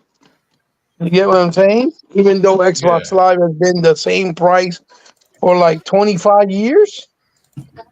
Yeah, yes, pretty much. I definitely expect them to raise prices. I never ever pretended that at some point they're gonna have. Yeah, but isn't it funny how the only time people complain about price hike is when it's Xbox, because since Xbox is a $1 trillion company, everybody thinks they can babysit us. They can pay our bills. They could afford it. They don't understand that Xbox is just a division of the company, right? So they think everything has to be on their pocket because they have all that money. That is why. But that's not how it works. Just obviously, trillion, because when PlayStation released, well, that's my point. Because when PlayStation raised their prices, or so Nintendo, no one says a peep. Oh, we understand. It's the times we live in. They got to do it. We get it. You see what I'm saying? Everybody has logic at that point. Everybody has understanding. Everybody gets it. That's why I said that. All of it is, and you hear it from Xbox, it's just rhetoric. Mm-hmm. You just ignore them because it's just being rhetoric, because they just got it's a routine. When Xbox comes on, just fucking get mad, bark, so that we can get all the hate on them because we don't want them here. That's all it is. That's all it is. If we want you to babysit us, you got money. No, that's not how that works. So fuck, you know what I mean? Yeah. But I also think. Go ahead. I'm sorry, I didn't mean to interrupt. I just have to get my bars off on that one. You know, I get when it comes to the economy, man. I get. You spoke truth, though. You spoke truth. I didn't factor that in, but it is a lot of people who don't even know what Game Pass is. It just shocks me every time. I've tried, but I'm not Xbox. I don't work for them, so I ain't trying to go out there and do that all the time. But I have explained to a few people that didn't know, and I was just surprised that they did. And at this point in time, I'm just surprised, Yeah, well, to be fair, Xbox does a lot right. Marketing isn't their strongest. That isn't their strong point. Yeah, I know people love Aaron Greenberg, but if he's head of marketing, I don't know what he does. I preached that to the wind. I know Zink is going to try to assassinate me. Yeah, where is Zink? Because if I say this, but I have always said I think Alan Greenberg is the problem. He's head of that. Even if it's somebody under him, he has to take responsibility of that, because I think it's gone way too long, and I think that should have been self-corrected a long time. I think some things have improved a little bit here and there, but the way Zink talks about it, well, they putting it here on this social media there. I'm telling you, if it's not effective, it's not effective. I don't care what he's doing. So if you're not like course correcting, because something clearly isn't working, okay, and if I'm saying this and Fireballs is saying this, I'm sure some of you probably know some people who didn't even know what it was. And I'm talking about today. We ain't talking about like 5-10 years ago. We talking about today. As popular as Game Pass is among us anyway. As important as that is to Game Pass, and that's their identity now. I'm just shocked people don't know about it. And I'm like, no, look. If the cat would say Game Pass, then say he was an Xbox. There's a big problem. There's a big problem that people just do not want to acknowledge, and it's been there since forever. Okay, it's not just listen. The biggest problem why people don't know certain things, or why you see a lot of hate, or the console's not selling as much for Xbox, is because when you go to the store, whether it's Best Buys, Target, GameStop for sure, the people that work there are either Pony-centric or Nintendo-centric. And they're the first ones like, oh, don't buy Game Pass. That's just not good for the developers. They don't make no money, or they'll say things like, "Oh, it doesn't work really well because it's like a streaming service." Which GameStop he bought, because I know the Huh? GameStop I have, they bought their bots to the core. Oh, well, I'm just saying. And I can go into GameStop. I can go into whatever. I can go into 10 GameStops in my local area and record, and you're going to see the same result. The motherfuckers don't push Xbox, and it's the same thing in Target, same thing but they do not push Xbox. They'll say, "Oh, it's all about PlayStation. They got the better games. It's all about Nintendo. They got the better games." They do that. They are the ones doing damage, and people don't want to acknowledge that. Well, to be fair, people don't go to brick and mortars to that extent anymore. That's true. They order online mainly. Oh yeah, they order online too. But what I'm trying to tell you, when they're there, that's what they do. Yeah, I've witnessed it because I go every week. Yeah, my every local week I go to these stores and I see it all the time in the gaming section, all the time. Right. Yeah, like my local GameStop lost me as a customer last year when I bought my S. I got it for under $200, a fantastic deal. And they tried as I was, the cashier literally tried his hardest to talk me out of buying it. What I tell you? I can walk to my GameStop right now. That's that close to me. Lost me as a customer because if I'm there to buy something, you know what I'm saying. The way he talked, you think he was stopping me from like buying a case of meat or something? Like, no, buy that. That's expired chicken. It might kill you. It might be salmonella. But it's like, dude, if I'm buying a video game, don't tell me what the fuck. You know what I'm saying? Your job is to sell me a product. And they do it all the time to people that are naive and don't know. They'll literally be like, "Oh no, the PlayStation is a better console, has better graphics, better power, it has better exclusives," and they'll talk them out of it. I've seen it done. And then I'll try to intervene, right? I'll try to intervene, and then they get mad at me. The employer is like, "No, dude, because what you're doing is wrong." I was like, "You're not supposed to do that. You're not. If they're asking you for Xbox, you're literally lying to him, saying something about PlayStation because you want him to buy a PlayStation because you're a PlayStation fan. You don't make money. This is GameStop. This is not Sony Stop or Nintendo Stop. This is GameStop, where you sell all video games. It's not just for Nintendo or Sony." Bro, I've had arguments. My boys are my witness. They can tell you I've had arguments with the employees because they do dumb shit. And that shit has been going around forever. I mean, as long as I can remember. They did the same shit with the Dreamcast, and they did the same shit with the Saturn. They did the same shit. Bro, they've been doing this forever. Yep. Ever since Sony came into the scene, those Sony fucking fanboys, they're fucking crazy. And then the thing is that it looks like they only hire people that are very Nintendo or PlayStation centric, and I feel that's deliberate. I really, really fucking do. I'm telling you, every time it's, "Oh, get a PlayStation. Why you want an Xbox? That shit don't got no games. It's garbage. Why you want that? Oh, it's not more powerful than PS5. It don't got better graphics." Right in my face, I've seen them do it multitudes of times. The ones like that I love are the ones that try to sit there and try to sell you that same schlock that we deal with on a daily basis.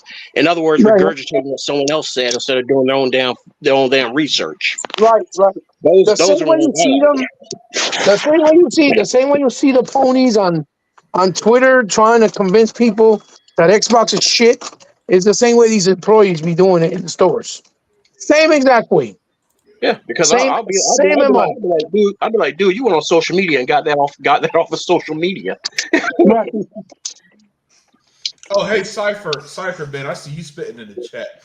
I'm not saying that us using social media to promote it is the issue. It's more so that it's just clear, Cypher, that whatever Microsoft currently does to reach people is just they're not reaching people to the extent they should. At least in my opinion, because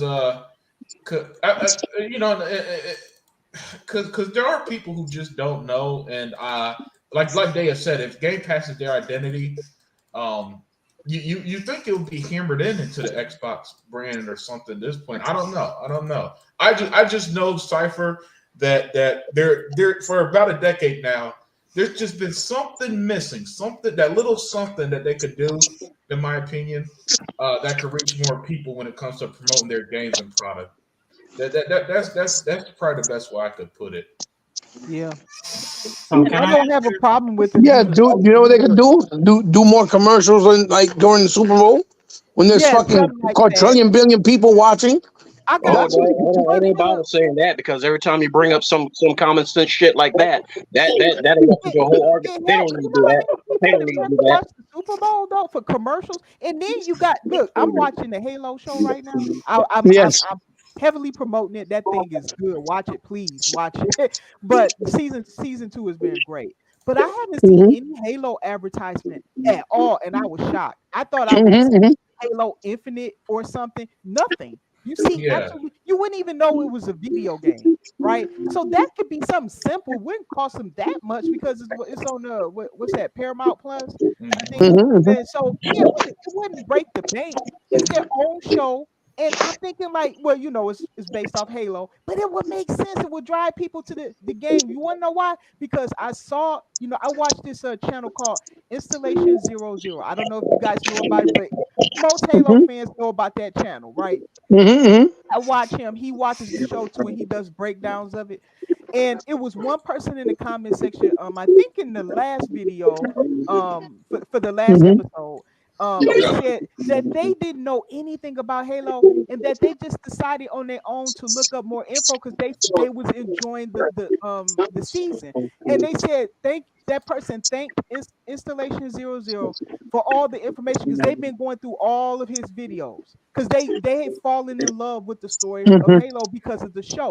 But how many more people would be like that if Microsoft would advertise and direct them? Hey, we got a video game. You can look this up. You can if this is something you're into, or maybe something with the books or something, whatever. However they could do it. But it would be nice if they could do a little bit of advertisement in there because this person is a complete casual. They've never played the games ever or anything, but they were drawn to the story, so they saw out that channel. So I thought like it would be nice if they could just do more advertisement during the aggressive marketing works because look when they did it with Starfield. Starfield had all those bundles. It had the wrap for the console. It had a real life commercial for the game. And because and on YouTube, if you don't have premium, they play the start. Right. But Daya, hold on, if you don't mind, let me piggyback off that. Just go ahead. It ties to that Cypher. Like Cypher, as Daya was speaking, maybe Microsoft could work with that channel, that YouTube channel, as a way to promote Halo. For example, put out a tweet. Hey, this channel. We got, we work with them for this and that, and then they could be like, hey, this was sponsored by Microsoft Team 343 Industries and blah blah blah. And because Microsoft has done that type of marketing plenty of times. The problem is they just do it with the worst people. They'll give a guy like Young Ye a free Xbox Series X. Yes. Pony? Yeah. They gave him, now I get it. He has like 2 million subscribers or something. So in theory, it makes sense. But what happened was he made one video, and then his next 20 videos about PS5. He didn't give it. He did nothing for that. Yeah, you got to get in a guy like that. So Cypher. So that's the type of stuff I mean. If you're gonna go, it's good that they're promoting in multiple ways. But they gotta pick and choose who they're giving the free stuff to better, because the people that they're choosing do not. I see people who got free Xboxes that are like, well, I'm actually a PC player. I don't know how that helps. And they say it all the time at the beginning of their videos for some reason too. They'll tell you what their loyalties are at the beginning of the videos. Every time they do I saw those videos, so I know you're right. Basically because it's like touching or even thinking about or talking about Xbox hurts your street cred. that's what the fuck it's like. But yeah, it's like, dude, it's like everything y'all saying is what I've been saying before for as long as many of y'all have known me. I've been saying that over and over again, where it's like where's that aggressiveness and stuff. And a lot of people see, I personally know people over in Japan. Not just on social media. I personally know people from over there. And that's the biggest thing they complain about is I can look every corner and I'll see Nintendo this, That's I'll true. see Sony that. But I don't see anything about Game Pass. Yeah. And overseas, I hear the complaints way worse than America. Yeah. Like American people just don't know, or they may have heard it in passing. But overseas, they simply do not know. They claim they've never even seen an advertisement of it. Yeah, So, man. There's someone on Twitter, Lerpa. She's from the Philippines. I love her. Love talking with her about Xbox and stuff. But she tells me all the time how there's just nothing. I'm surprised she found out about Xbox by how little Xbox over there. Yeah. And you know, But that's supposed to be the Xbox marketing team from Japan that's supposed to do something about that. yeah. Unless they're just hesitant because they may not be allowed to do certain things and they're That's restricted. something I've been wondering about too, Hebot. You know what I mean?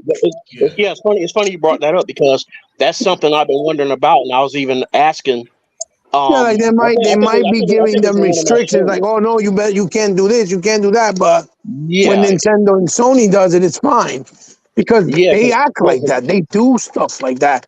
And anyone here can answer that better than anybody is Sega Forever, because Sega Forever, has family that are, from over there. They know, like he knows that, the culture way more. You know what I mean? They probably would know because when you're talking something like that, that's not really something cultural. That's something more like with the government or something. Yeah. Even government implemented like, no, restrictions like you're that. not allowed to do this or you're going to get fined. And that's why they're probably not as aggressive. They could be one of those scenarios and situations, because like I said, they're very strict with other people, but with them, they're much more liberal, obviously, because it's their own kind or whatever. But when it comes to the companies being the outsiders, they're like, oh, no, you can't do this, you can't do that. So they probably can be as aggressive and have like billboards everywhere saying buy Xbox, get Game Pass for this price today. You know what I'm trying to say? Like you have to get them. You have to find a way to get them to like you, because we have products that are over there that are super popular. But what you have to do is you got to get them to like you. And so for me, hey Cypher, to answer your question, honestly, Microsoft just needs to buy everybody. Just continue to do what they're doing. I like your way of thinking, buddy. No, I'm serious because I know. This stuff that's going on in the gaming community, I can tell me, Hebot, Sega Man, we from that Sega generation, right, from back in the day, and we've seen this. We've experienced this before. Right, the stuff that you hear people saying right now, it'd be great if Xbox, that narrative that was running around about Xbox putting their games on everything. When Sega went through this, the big thing was like, it'd be great if they went to a publisher, but they don't support the game. So here's what Microsoft did. They should just continue to buy every single company, do whatever they need to do to flip the script, because these people, it's a cultural, it's almost like a gaming cultural thing. Yeah. Some of the stuff that like Hebot's talking about with GameStop, that's just the way it is. Right? Mm-hmm. So to me, Microsoft's biggest thing is the amount of money they have. Right, that's why they haven't been able to have their way with Xbox the way that what happened with Sega. Right? Yeah. Microsoft is but I also know what you're saying. If they buy everybody, then no matter what they do, they can't say them because they own everybody. And that's the kind of mindset you're coming from. Yeah, because I want Sony gone. I know people think I joke about this, but they don't bring anything to gaming. That's a fact, though. Yeah. They should have disappeared 10 years ago when the Walkman Long died. ago. They should have been gone. Right? Yeah. There's nothing that they do, right? In entertainment, in electronics, and gaming, music, all the stuff. This company that everybody opines about and has these fond memories of. Hey, look, dude. When I was younger, I used to think King Cones were the best. I had one last year, and I realized I wasn't kidding me. That's the type of mentality that we're dealing with. Like Hebot says, going to a GameStop, right? It's just because some people might not even be fans. They're just repeating that's just the narrative. Yeah. So the thing that I have with the marketing stuff, I see what you're saying with the people saying with the marketing. To me, it doesn't matter. the marketing, because you're not going to change. You're not going to change these people's thought. So what you have to do is you have to impose your will upon these people. I know that's rich coming from a person like me. If you follow me on No, social that's a media, great argument. but what it is this constant war stuff is real. And if you want to dominate, they need to be, as Z used to say, the behemoth that they are. Right? Like E-Rock went on a rant on Unlimited show, and I'm not He gonna wasn't lie, on my show. I'm exactly like E-Rock. Right? You gotta take these dudes out. Is what you gotta do. Well, in order to make it a fair playing field, you have to take them out. But if you keep on with the kumbaya mentality, it's not gonna happen. I see what Phil's doing, but There's a such thing when a lion plays with his prey too much, and that prey gets up and gets away from him. Well, Microsoft has money, so that's their superpower, right? That's the best way I can put it. So Phil has that luxury, right? But at some point in time, you're gonna have to take these dudes out. You keep these guys hanging around, and you see how the media is. You see how their fan base is. I'm telling you, if these guys disappear, the gaming would not miss them at all, because these dudes don't buy games. Right? These guys do not buy their own games. Right? These guys go away. People will just gravitate to. Did you see the number? Did you see the number for Pentiment supposedly so far? Yeah, nobody plays Pentiment. It was like they have like 6 players that are playing. Wow. He about you weren't around when I did my podcast, but I said that on my podcast about a week ago. But listen, if they weren't buying their own games, they're not buying these Xbox games. I promise you guys, there's probably 10 at most PlayStation guys who'll see it on their store and be like, "Oh snap, Pentiment! Dang, I gotta check that out." It ain't happening. If they aren't buying their games, you guys think that they're going to buy these Xbox games, a company that But but Unlimited, that's the actual data that came out. There's like 6 people playing it. Yeah. See right there, he bought. Right there, he bought Unlimited. You know what I hope That's that why I'm is? sitting back with my cup of tea. You know, I'm sitting back with my cup of tea. Don't look at me. Hey, We told you. Fucking told you. Nintendo players get Nintendo devices for Nintendo games, and people will only jump on Sony for casual shit like Call of Duty. So, goodbye, good night. And then Nintendo got that little advantage that they cater to the kids because all the kids are fucking. I want a Switch. You get what I'm trying to say? Mm-hmm. Most kids are not gonna be like, "Oh, I want an Xbox or a Play." They want a Switch. Yeah. Hey, Bob, you know, it's funny you said that because, sorry to cut you off, it's funny you said that because the one time I was in GameStop and the kid was asking for a PlayStation 5, they ain't said nothing about no Ratchet and Clank. They ain't said a damn thing about God of War. Guess what they wanted? They play Fortnite. Yeah, guess what? No, guess what they want? Because come to think of it, the last time I was on any of y'all shows, I never said this. Guess what the kid was wanting to play? Take a guess. Minecraft? There you go. Yeah. Minecraft. Look, Fire Boss. I'll never forget this. A few years ago, where I went to GameStop and the kid was spending $200 of his Christmas money on Roblox Roblox DLC or something. $200.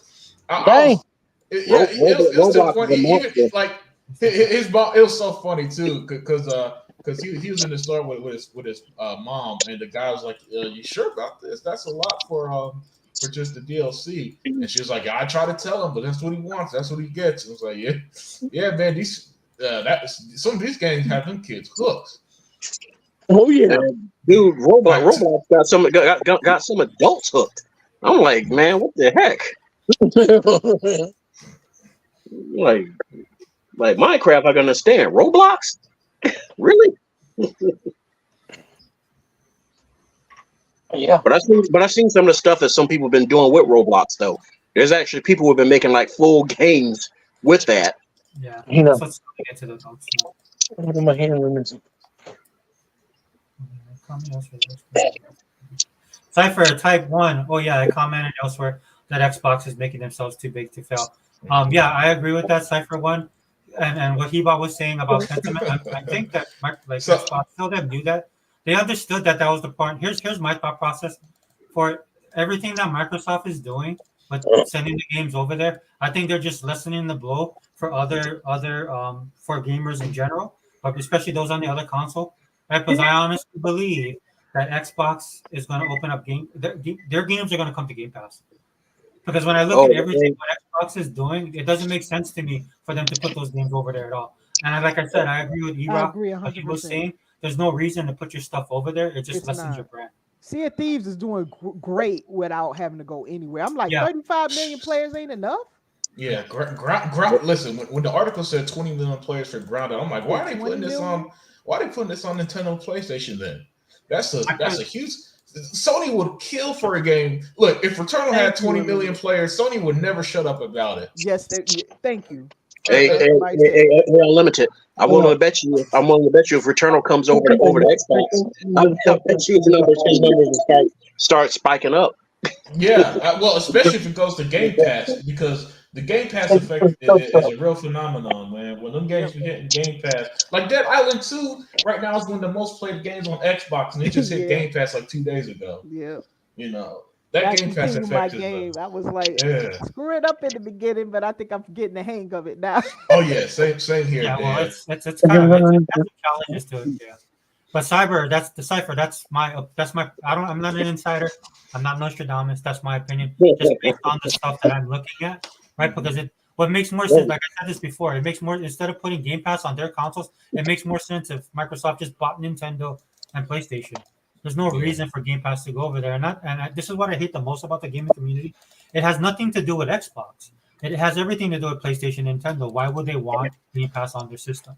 They're going to compete with them. Right? You saw that the Sea of Thieves, they need to have a Microsoft account on the PlayStation version or something. Yep, like that. they do. That's true. Yep.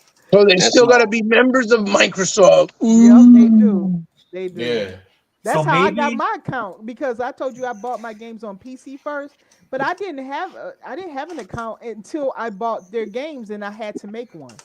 So that's how I ended up having the gamer tag and all that. That's also for pirating reasons, so they don't get pirated. Yeah. Oh, okay. That's how they have control. That's how I had my account. I didn't have a console at all. I didn't, that was how I did it, and I didn't even have Game Pass. That's Sea of Thieves. No way you're doing any pirating. Yeah, I don't think any console got pirated worse than the Dreamcast, though. Even as like a 10, 11-year-old kid, I remember people having them damn bootleg copies of the games on disc. I'm like, how the fuck you do that? Oh, my uncle got it for me, and he had the fucking bootleg version of these Dreamcast games and stuff. That's how I learned about some of the Japanese only games too, because we will put it in. Yeah, because they tell me about that, this is only in Japan. I don't even remember. Some of the games didn't even fucking work on the Dreamcast. But that's how bad some of the bootlegs were. But man, Dreamcast had a legit bootleg problem back in the day. I don't know if y'all remember that. The only thing I agree with the bootlegging with the Dreamcast was when they didn't bring over, like European or Japanese games that weren't region free, so that you can play them. That's the only time, but not to sell. These motherfuckers are selling them shits. Yeah, yo, I saw you a copy. I saw you a copy of Carrier. How much? Give me $10. Oh shit, bet. Yo, they were selling bootleg Dreamcast games before bootleg DVDs was a thing. Yeah, no, PlayStation had a ton. That's why all those studios went out of business in the late '90s. This is Sony 101, by the way. This is what Sony. This is the Sony fans, the Sony nation that the media talks about. They're nothing but pirates. Sega forever. Yeah. I can remember Cats when I was at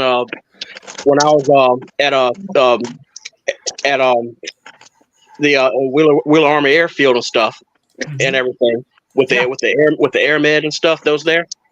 68th Medical Company.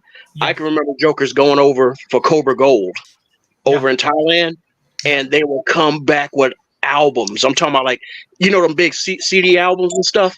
They be coming back with albums loaded with PlayStation 1 and 2 games. I'll do you one better. What ended up happening is it went online because you could order it. So what I did is I bought all my stuff was original, and then my friend would burn me copies, and I would pay the copy so I could keep the original pristine. That's why when I sold my Saturn, I sold my Shining Force 3, Panzer Dragoon, Saga, Mr. Bones. I sold all these because I had spare games. I had Mhm. duplicate, and I made man, but I probably made about $5-6 grand back then. House of the Dead alone, I got $500 for that Yeah. game. So that's how I know about the market. But still, if you're a gamer, right? Like Heba was saying all this week, you have to buy games. You have to buy Mhm. games if you want to support the industry. You have to buy games. That's the reality of it. So this is why I don't understand. It's just like Shane G, perfect Shane G. I get so sick of hearing 3T company. People expect Microsoft to be a charity, especially compared to some online. That's not the right one. Sorry. But basically, Shane was saying that That's one of the still problems correct. with normies, and I talk about this too as well, is the time factor. It's not just the money; it's also the time. I didn't say that, but Shane, you're right. Because some people don't want to put in the time, and I'll even take it one further, Shane. That's because they don't play games. These guys are not gamers. Most of these dudes that talk all this trash online, they are not. They are And not. Gamers. the ones that talk the loudest, they're just fucking haters. They're not really gamers. Yeah, they Yeah. don't play games. I'm still trying to figure out what's their favorite game because they don't even talk about the Yeah, games. Twitter is their favorite game. Yeah. Yeah. I get a measure of enjoyment from it because I just love seeing the drama. I got a little bit caught up myself this week. I mean, so for me to respond to Tim Dog, because that dude lost his mind, man. I had a mom. Oh yeah. He's like a person that went AWOL and shit. Dude, he's so bad. He made Crack Gamer look smart. I think he's yeah. It seemed like whatever happened. I think something snapped because his behavior is just like I'm like at this point, man. Look, and I'm not saying this just to be mean. Sell your Xbox. Yeah. Get rid of your account, delete it, and move on to something. I don't care if it's PlayStation, PC, Nintendo, something. But at this point, he ain't gonna last long if he keeps going on at this rate. Hey, Dale. Every day, nonstop. Something's wrong. Yeah, there's this movie I love back in the 90s. I don't know if you guys, Martin Lawrence, right? Mm-hmm. Yeah. There was this movie called Thin Line Between Love and Hate. Yeah. Remember that movie? Yep. Yeah. Right, where he did that girl wrong, and then that girl was psychotic. That's Tim Dog. That's Tim Dog right now, dude. That's what I was thinking of. I was like, reading. I was like, that's what he liked. He liked it. It doesn't even make sense because the stuff that he was told ended up being wrong, and he's mad at Xbox even though he was literally lied to. No. And on top of that, he keeps saying that Xbox is still gonna do what they said they're not gonna do. You see what I'm saying? Yeah. He's like, no. He keeps pushing the narrative that Starfield is going to PlayStation, and I'm like, yo, dog, Phil said it already. It's not coming. Like, you didn't hear him? Yeah, he called me a fake Xbox fan, and I was like, what? all right, man. Oh, he's Yeah. not. You didn't see it? Him before I quit Twitter, him and that Peter Ovo dude try to double team me. Both of them called me fake, and I was like, all right, all right. What you mean? It's funny though because I kind of had a wait. Let me hear the story. Wait. How come he called you in the face? And with what idea was he trying to call you that? Okay, because you know how you quote tweet someone. Yeah. Okay. Elite Guru. I think it was It was either Elite Gaming Guru or Ashtray Gaming. One of them two. They quote tweeted one of those guys, and I replied specifically to them. I didn't reply to Tim Dog. I replied only to either Ashtray or Elite Guru. I forgot which one. I know it's just one of them two. And I said, you see, this. And I pretty much said was see. This is why I didn't get upset because I just waited until Xbox says something. And then both Peter Ovo and Tim Dog replied to me, called me fake Xbox fan. Well, I guess you like being lied to. I'm like, no, it's not being lied to. I'm just paying attention to what's right in front of me. And being an adult. It's called being an adult. That's what it's called. Yeah. Because we don't really work there. Yeah. And how you got lied to if you said that you got text at 11:20 at night and they told you, yo, it's a fact, Starfield's coming, and that's not what happened. Yeah. You see what I'm trying to say? Yeah, and for some reason, instead of just saying, you know what, guys, had the wrong information, that was my bad, I'll do better next time, he doubled down even harder and say that Phil and them are lying, the game's still coming to PlayStation. And it's just, I don't argue with stupidity. You know what I'm saying? Even fucking Tom Warren's been doing that shit. But Tom Warren's still like, eventually they'll bring Starfield over. Like, yo, dude, what the fuck? Like, who the fuck you think you are, my My dude? thing is that instead of them worrying about Xbox, why isn't Tim Dog losing his mind over PlayStation getting ready to put their games everywhere? The CFO done said 3 times already what he's about to do. Yeah. He's been saying it. No. So why isn't You Tim know Dog what's the other freaking out, bigger jumping picture out of windows too? over that? There, you know what's the other bigger picture too that people just not getting? Microsoft is also doing this because I'm pretty sure they want to buy and acquire other studios that are big, right? Mm-hmm. And in Probably, order yeah. to do this, they don't want to get harassed for 2 years and waste time in court for 2 years trying to prove themselves like they did with Activision. How do you do that? By showing you have more games, even games that you wouldn't think, like Sea of Thieves that had such a big following, on another platform to prove that they're not trying to monopolize the gaming industry. Won't matter to Lena Khan, just letting you know that. What they You know what I mean? Microsoft has to wait until a new administration comes in for her because Yeah. this woman is not normal. Yeah, Okay, something yeah, right. But that's basically why they're doing that. It's not about the business no more. It's No, about the not for name. her. It's a it's the name. I gotta take them down But because I that's want why that on they're my doing resume. that. Because That's not gonna regardless stop whether she them. has a rift with them or not, if they go and show and they have the proof, look, we got all these games, that's gonna prove that that's not true. That what they're You trying think to that say is a matter lie. to Lena Khan? She wields that power as if she's the end all be all. You saw how she Yeah, was but acting, right? That's what Lena Khan is. thank What God that power? she doesn't say have the last say, though. You know. What power? Unless somebody Yeah. above her keeps her in check, Lena Khan ain't gonna do it. I'm telling you, I see What people like power that. does she have, Daya? Because she hasn't stopped nothing. She hasn't, but it took the Senate getting I'm on her saying thank butt God to she do it. hasn't been able to stop shit yet. Yeah. Yeah, if the Senate step up again like they did with the ABK thing, then yes, it'll go through. But if you're talking about just Lena Khan, it ain't coming Oh through. yeah, you Lena didn't Khan come and can't tell me Yeah. the name Well, profile. I mean, she had to. Has anything she blocked actually been blocked though? No. No. Yeah. Because she's a regulator. That's right. I'm just saying she's gonna throw blocks there. Oh I'm not yeah, saying oh she's yeah. gonna I know. I'm Right, just pointing. yeah. I'm just pointing out why Yeah, that would you still making be good futile. points. Yeah. Yeah, she She's needs like to. the last thing I worry about. Man. Yeah, Microsoft should just go ahead and buy everybody. Just I go think they full speed should ahead. too. I'm I'm just trying to saying figure- that it's not going to stop her from trying. That's all. Yeah. I'm Oh saying. yeah. Oh yeah. She's at work. She's just a annoying headache. You know. But if Agreed. Microsoft want to buy something, you know, the only thing that's stopping them is how much they're willing to pay. Yeah, they should just go ahead and do it because I mean the government can't even pass a budget, right? So I know. so they That's could. true. Yeah. So again, Cypher, to answer your question, yeah, we can forego the marketing and just buy everybody.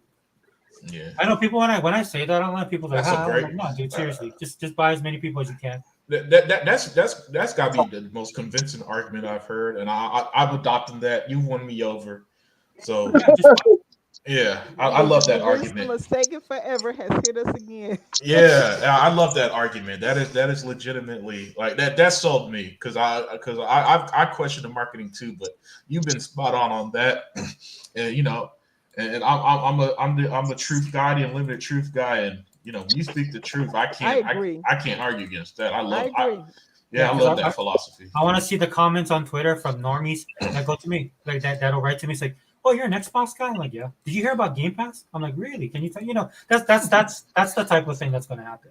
Yeah. So to that point of time, like I know, but what's the name? Embracer, right? They're having their Embracer, problems, and I Yeah. think like what's the game? Borderlands. Those guys Mm-hmm. are going after them. Gearbox. That's Gearbox. Gearbox. Yeah, go buy them. You know, Yeah, it'd might really as be well. great if they would go buy Take Two and get GTA. Just Oh, that's Yeah. I don't that's even one think of the they're ramblings that's for been sale. going on that they're trying to buy Take Two, but I don't didn't think say they're nothing. for You didn't sale. hear it from me. I don't think they up for sale. Everybody's Yeah. all keep saying Yeah, I mean, that's Take Two, he Take might Two is be not. saying. You know they're not worth as much as people think. You know that, right? Really? Well, how much are they worth? Like I think it's like 2 billion or some shit. That's it. Yeah, they're not 2 like billion? people think people think because they got GTA they're worth like all this Yeah. buku money. Nah, That game they really prints aren't. money. Mhm. And listen, Minecraft prints more money than GTA. Yeah, Believe it or not. Oh, really? I didn't. but Oh, it's wow. just to kill. It's just to kill the perception, right? It's Right, part of the. right. It's also worth it. So Unlimited. I know I'm a Marvel guy, but I will channel my inner Bruce Wayne. right? What would Bruce Wayne do? He buy everything. With a Bruce. Bruce I'm Wayne sorry. don't care. Bruce Wayne don't even trust the Justice League. Yeah, Bruce Wayne got files on everybody. yeah. Well, really said no. They're worth 20 billion. Yeah, he's correct. I went ahead and checked. Take Two's worth Okay. 25 So billion. now I Actually. say 2 billion seem low. Yeah. No, but did you say buying, right? Is that what you're saying? He bought worth buying like at 2? I wouldn't pay 20 billion for them. Because they only really have that one It game, really right? said they take the 20 billion. I don't know. I'll have to check it. Well, Microsoft should just buy them. That's my hope. Yeah, now that's one thing I'm in Just support of. buy them for the sake of buying them. Fucking buy everybody. Who gives a fuck? Yeah. It's like to me, Microsoft. You know, since no matter what they do, they're damned if they do. Just do whatever you want at this point. They're going to hate it anyway, so it's a moot point. It's why when they came out and spoke a few weeks ago, I came to the conclusion that was a waste of time because people going to call you a liar anyway. So. That's what people were saying. Unlimited. That's what people were saying after they came out. Oh man, that was just a waste of time. Microsoft just gave them the PR spiel. They know they don't want to say the truth. That's just not the truth. They're just going around in circles. Yeah, that's exactly what they said. Yeah, so if that's what they're going to think, just do what you got to do. Make Xbox as busy as possible. And if Sony happens to die, that's out of your hands. You're not responsible for Sony. Sony's responsible for Sony and PlayStation. Hey, Sony's was hands off when Sega went away. Yeah. Man, them Sony fans were ridiculous back then. Yeah, they still ridiculous now. But hey, Daya, were you around during the Dreamcast days? Yeah, I was. Okay, were you around when and I kid you not, this was real. Where the PlayStation guys would refuse to buy a Dreamcast because they hyped up the PlayStation 2 as if it was going to revolutionize life itself, and all it did was give you a DVD player. I remember those days. That was it. That's all that made it. Yeah, the Dreamcast was really good. That was an excellent console. I think people just don't understand it because they never got the chance to hold one and to really see how it was made. The collaboration between Sega and Microsoft was. I was in shock when they didn't make it. That's how good that console was and the games that was on it. It was just I couldn't believe it. I was probably in a state of denial for a while, even after it was gone. So I enjoyed that. And no, the PlayStation 2 could not hold a candle to that console. The what there? I'll die on this hill. The PlayStation 2 was the worst console that 6th generation. I don't care if it sold 155 million. That's because it was a DVD player. Yeah, look, the PlayStation 2 still didn't have games that have better graphics than the Dreamcast, like DOA, like Ferrari F-150. There were games that came out first on Dreamcast, and the Dreamcast version was better. Like the Ferrari game was 60 frames on Dreamcast, and on PS2 it was only 30. You see what I'm saying? Yep. That's not a lie. Those are just factual things. Yeah. The Soul Calibur, the DOA looked better on Dreamcast than it did on PS2. You know what I mean? Yeah. And that's what Peter Moore said. They started to fearmonger developers, telling them that the console was going to have a long lifespan because the hardware was limited compared to what the PS2 was going to offer. And that's when they started jumping the ship. Vaporware. You can't have a successful console without software. You know what I'm saying? It's just, Yo, the Dreamcast software was fire though. Shit, it had like 12 or 15 games on launch. Yeah, they did. I know. I bought all of them. I spent $1,000 on the. I was a slinger like that. I saved $1,000 to buy everything they want, a whole entire launch, library, including the peripherals. Yep. I spent over $1,000, and I remember buying it in a store called Planet X in my mall in Garden State Plaza. And all motherfuckers look at me like, yo, why you buying that? Yo, PS2's coming out. It's going to be way more powerful. I say, why don't you mind your fucking business and be a real gamer? That's it. I'm not waiting for shit. Fuck PlayStation. And then they got mad at me. Sega Forever be proud to know where I got my Dreamcast from. Oh, Pro Ridge. What, Pro Ridge? Pearl Ridge Mall.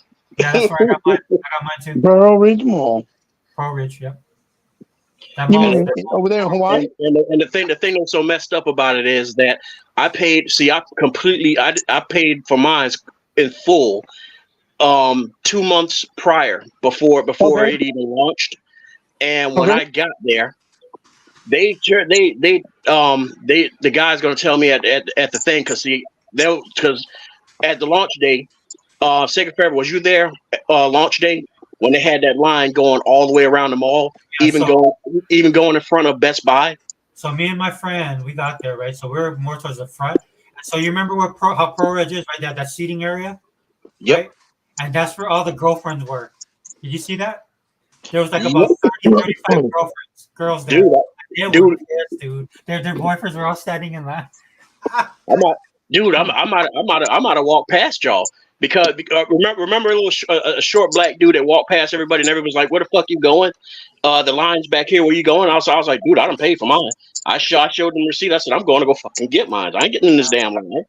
Yeah, we probably in the same to start at the same time because I paid for me and my friend. Because we gamers, right? We paid for everything. So I got all the games. Yeah, I got everything. Yeah, I go up there, show my receipt. Dude is gonna tell me like, oh, we're out. And I'm like, what do you mean you're out?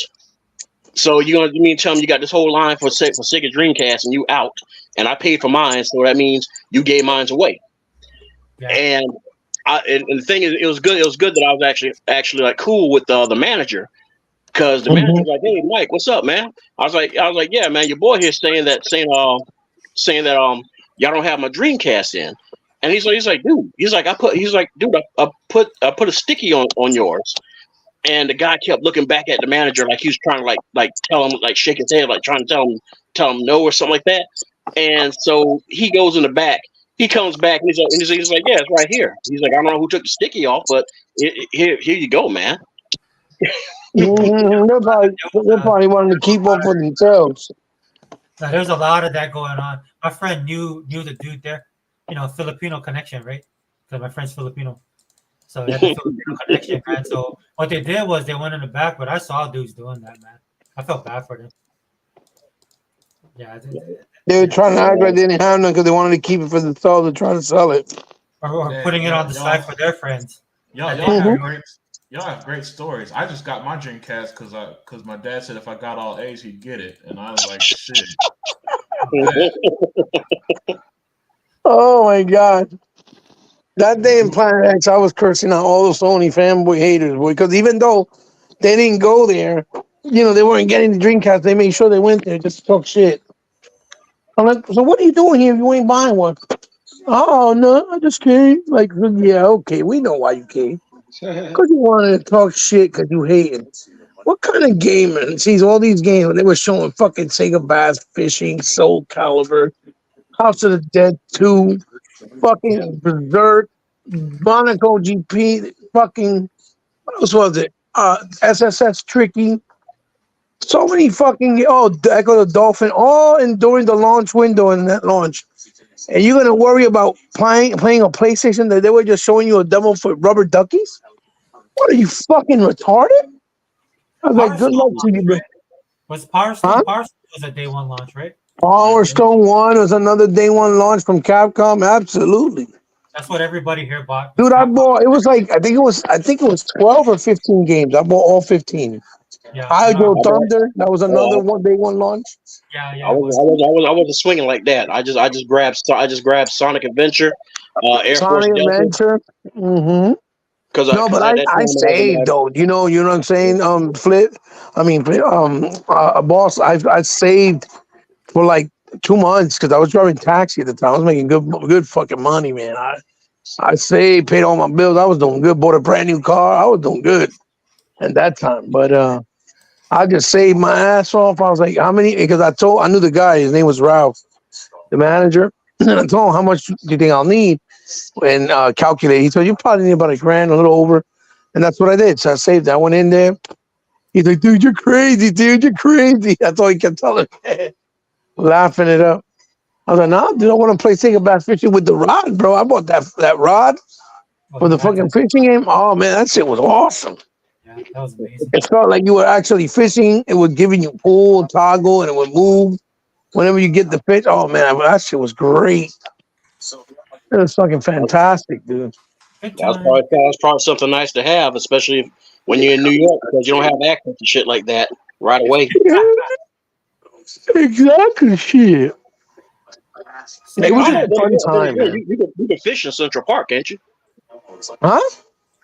I said, couldn't you fish from one of the lakes in Central Park? Shit, I can fucking fish the Passaic River where I live, but Yeah. the fish is all dirty and shit. But you can still fish.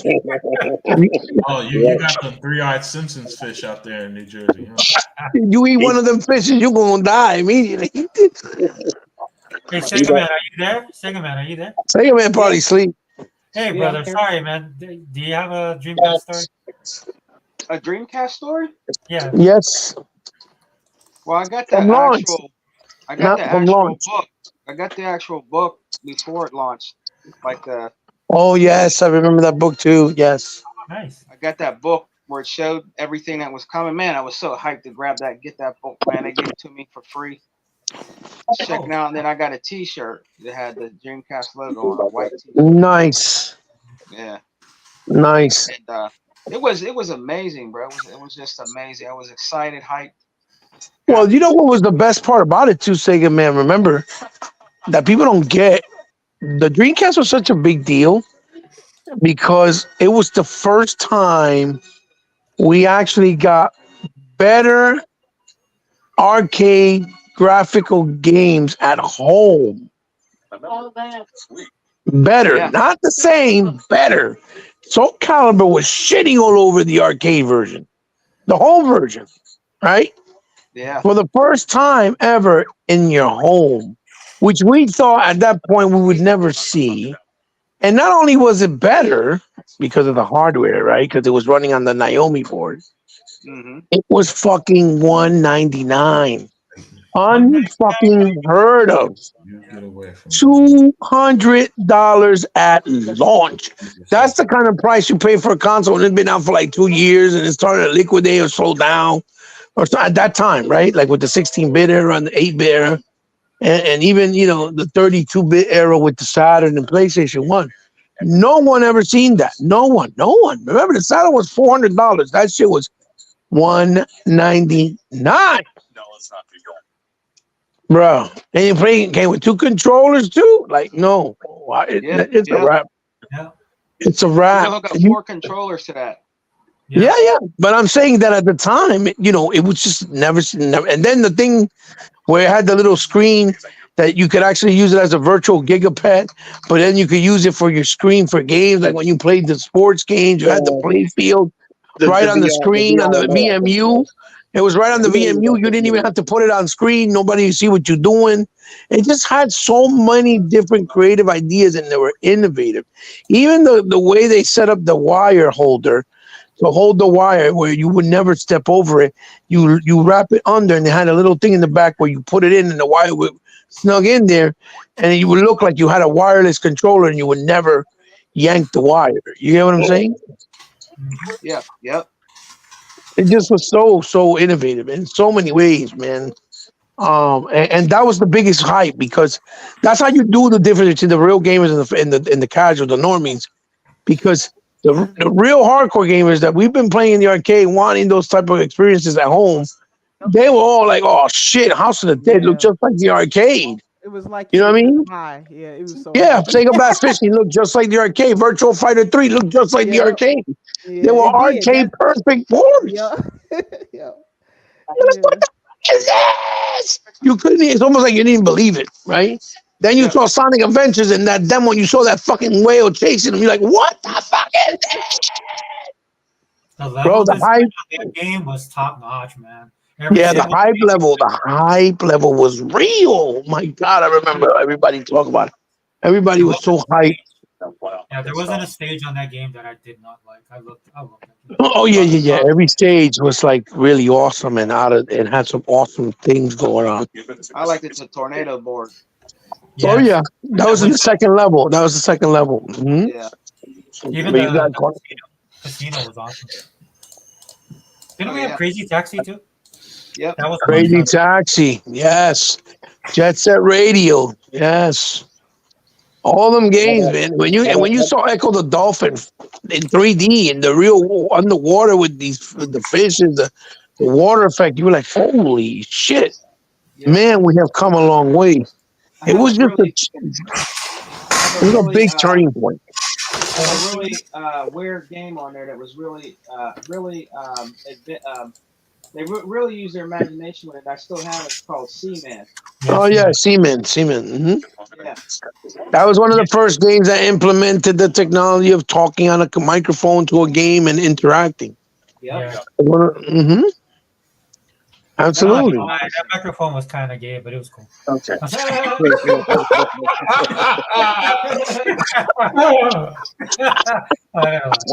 I remember when I went back to that game shop, and I was looking for something new to play, and they kept trying to sell that to me, talking about, yeah, man, this Seaman came out, and I'm like, Seaman, Seaman. like, nah, I'm good. And it was weird because it was a fish with a human face. Yeah, that shit was freaky, man. Like, But innovative. Leonard Nimoy as the narrator. Yes. Yeah, he was in there. Yeah, good catch, Sigmund. I forgot about that.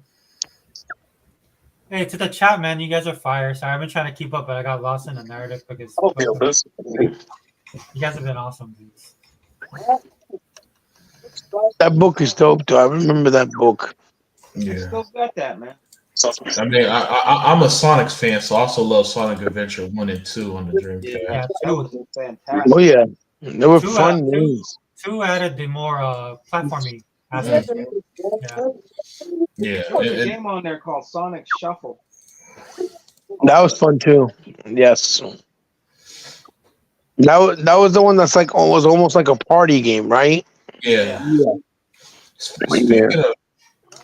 Speaking of party game, what was that one? I think it was like Space Channel 5 or something like that. That was a good one too. Oh yeah. That you mean that's the one where you had to like do the patterns of her dancing while she was singing. Yeah. My daughter loved that fucking game. I bought a figure. I have a figure of that. As a matter of fact, Ooh La La. Her name's Ooh La La. Yeah, is that the one that what D-Light tried to sue Sega for? I think so. But then they did the sequel. Michael Jackson's actually in the game. Yeah. The thing was a little bit. I think Michael Jackson was kind of sort of in the Ready to Rumble 1 or 2 game as well. He was in Ready to Rumble round 2. Wasn't it the skin of him? You could play as him, right? Something like that. Yeah. Sega they were a real thing with him with Michael Jackson. They were a real thing with him. You could play Ready as to Bill Rumble Clinton. was an awesome You game. could play as Hillary Clinton. You could play as Michael Jackson. Yep. Hillary Clinton. I used to love Ready to Rumble. That shit was fire. Yeah. You play Ready to Rumble. Great. Yeah. Ready to Rumble was fire. You can't make that game now, dude. People get all offended and crap. Yeah. Oh hell yeah. It'll be too offensive. Even It'll then, be too people, offensive. what was that king? The king wasn't it King Hippo? Yeah. Well, he was supposed to be like the King Hippo, like of Punch Out, but for Ready to Rumble. Yeah.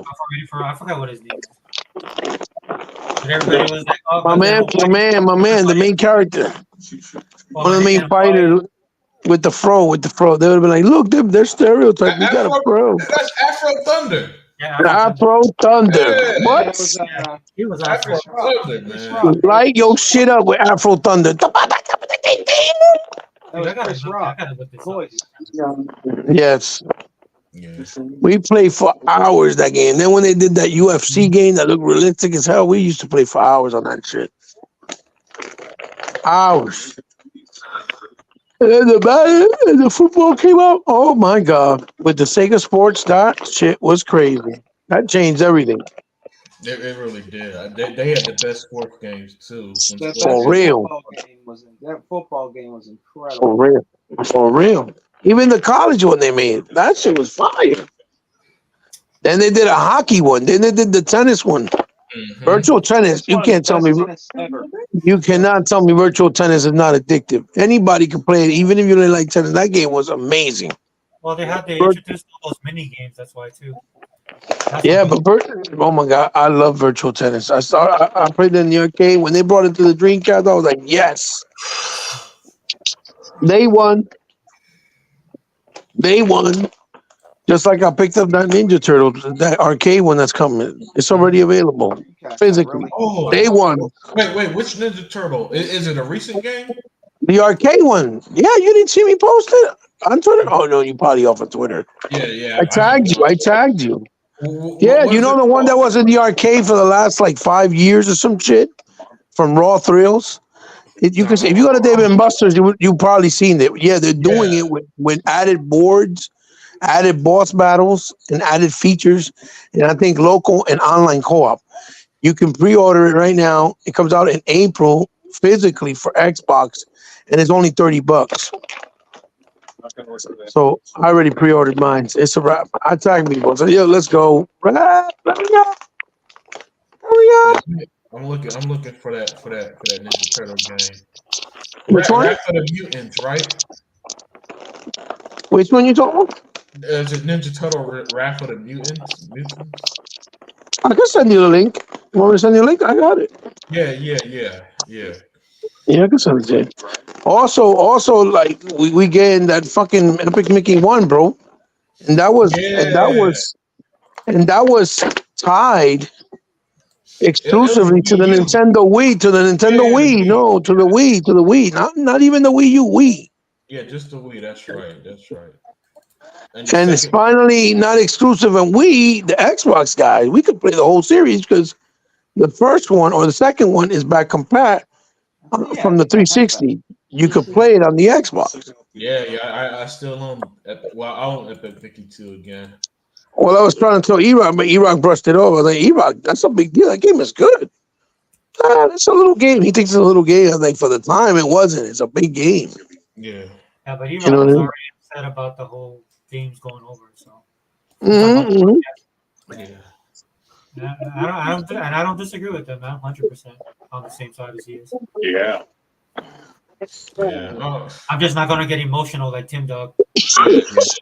That's kind of how I feel too. I'd rather keep it exclusive, but I don't cry over fucking video games. You gotta be kidding me. I mean, it is what they did what they did, right? So, what are you gonna do? So for me, I look at people that because I know there's some dudes that they're out. They checked out over this. I'm like, okay, bro. At least you did. Yeah. At least you did it with Clash, bro. I don't see you coming back and whining about it. But when they see how it doesn't work, and then Xbox still prevailing, getting all these exclusives that they can't play nowhere else, they're gonna come back anyway. So it doesn't matter. Yeah. That titty fit.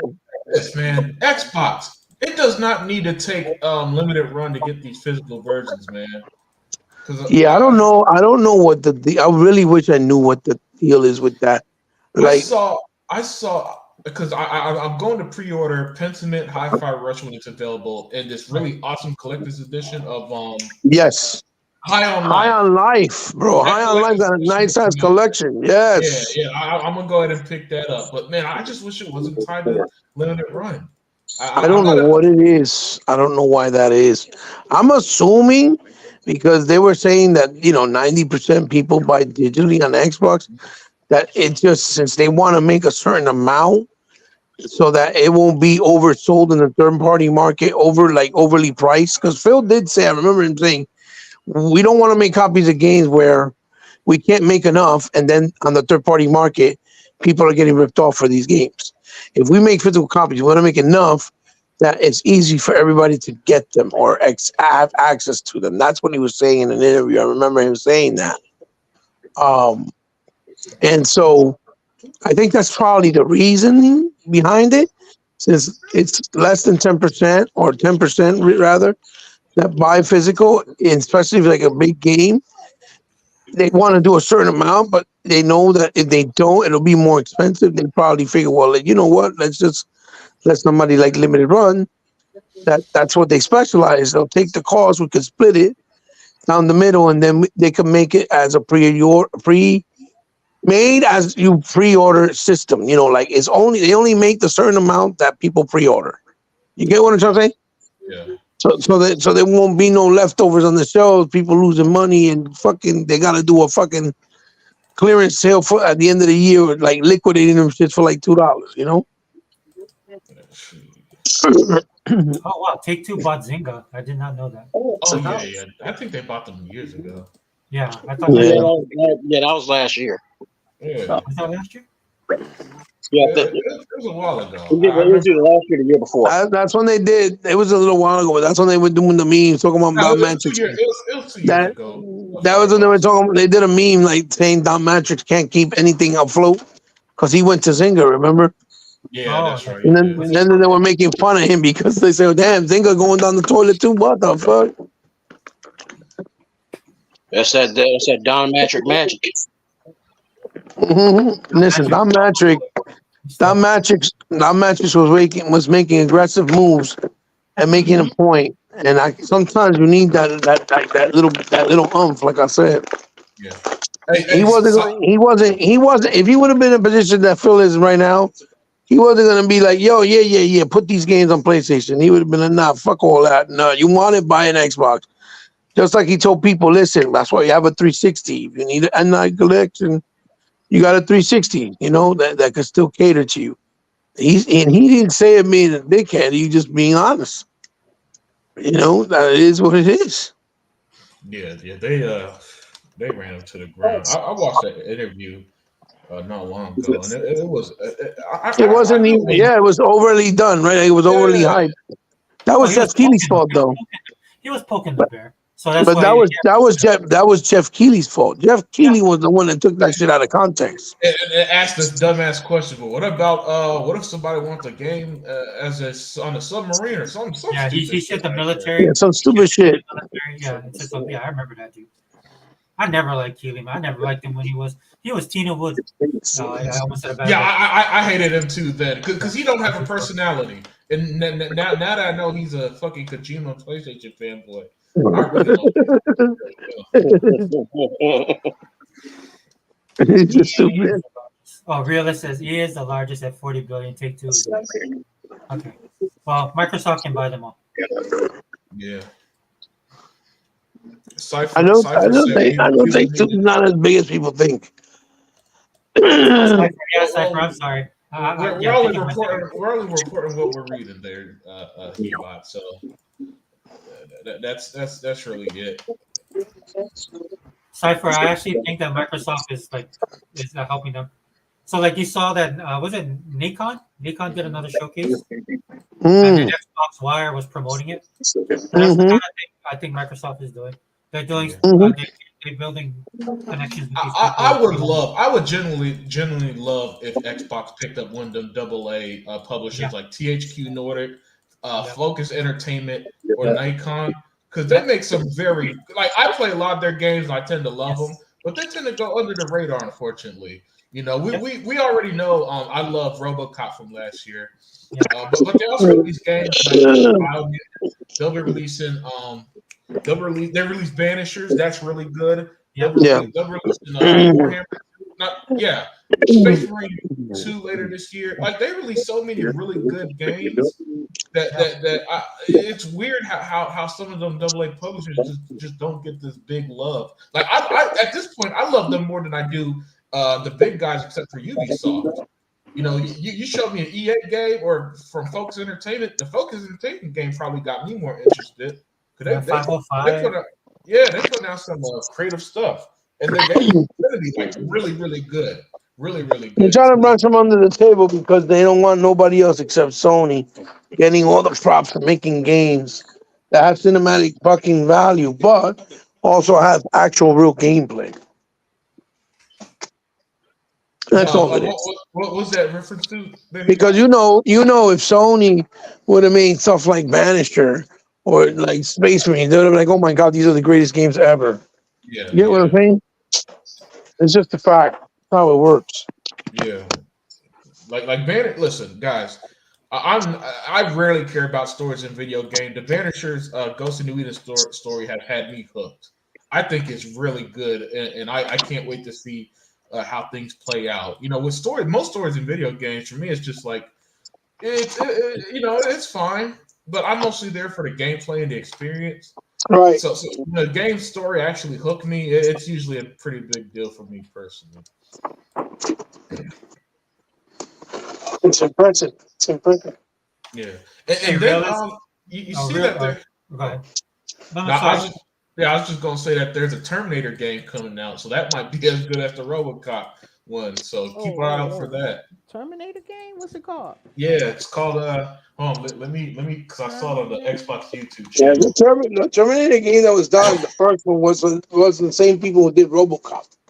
The Oh, first really? Terminator. Yeah, that's wow. right. That one day is called And Terminator.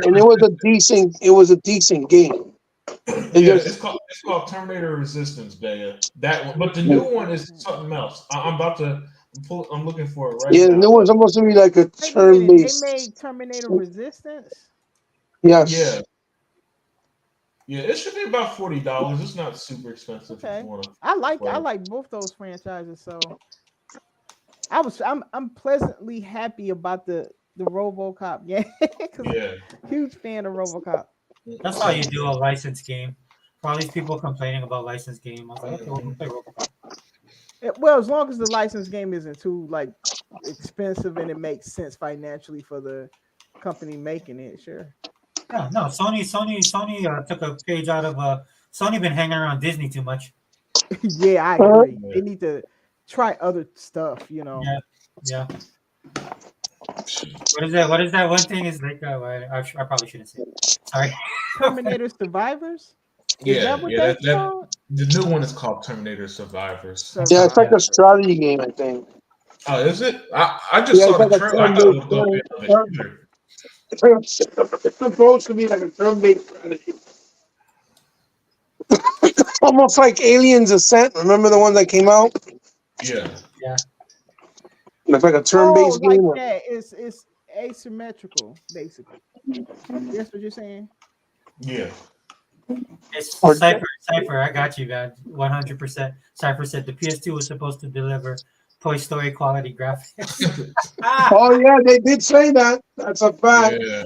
They Yeah. also That's said a the fact. Tyrus I was gonna remember. use- I remember when they said that shit. We're gonna see Toy Story quality graphics. I remember that shit. They also said that terrorist was going to get a hold of it and use it for their missile system. I remember that, dude. When I saw that on the news, I knew we that was a step too far. That was ridiculous. So you took my spot when I was being with. She like what? She not I was my sponsor. That's right. Yo, hey, realist, man. If you still in the chat, you want to join? I'm about to clock out in a minute. Well, we're gonna wrap it. I'm gonna have to wrap it up, guys. Yeah, getting a I'm message about to from- head out too. It's getting Yeah. late for me. Yeah. I gotta look at this Survivors thing later. Sega Forever said I gotta wrap it up. So you got about 2 hours to go. All right. I'm a 2 hours?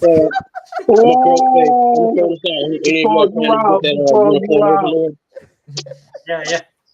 Sorry, I Say it forever. You know you got another 4 hours to go. What's wrong? I just got a message. My son got into what is this? I don't know what college is. University of California. There's a couple universities. Berkeley at California. That one. Yeah. Hey, congrats to him, man. Yeah, that's karma, Yeah, man. 'cause I told congrats. you guys- that's karma because I told you guys I was in the Navy, so I was stationed there, man. I used to go to Berkeley, hang out on Telegraph Street, and I remember going there, dude. And there's a bunch of hippies, and these people are just confused. And I told myself, like, I would never send my kid to this university. And there you go. Oh I man. kept my mouth shut. That's Tell what I get. folks.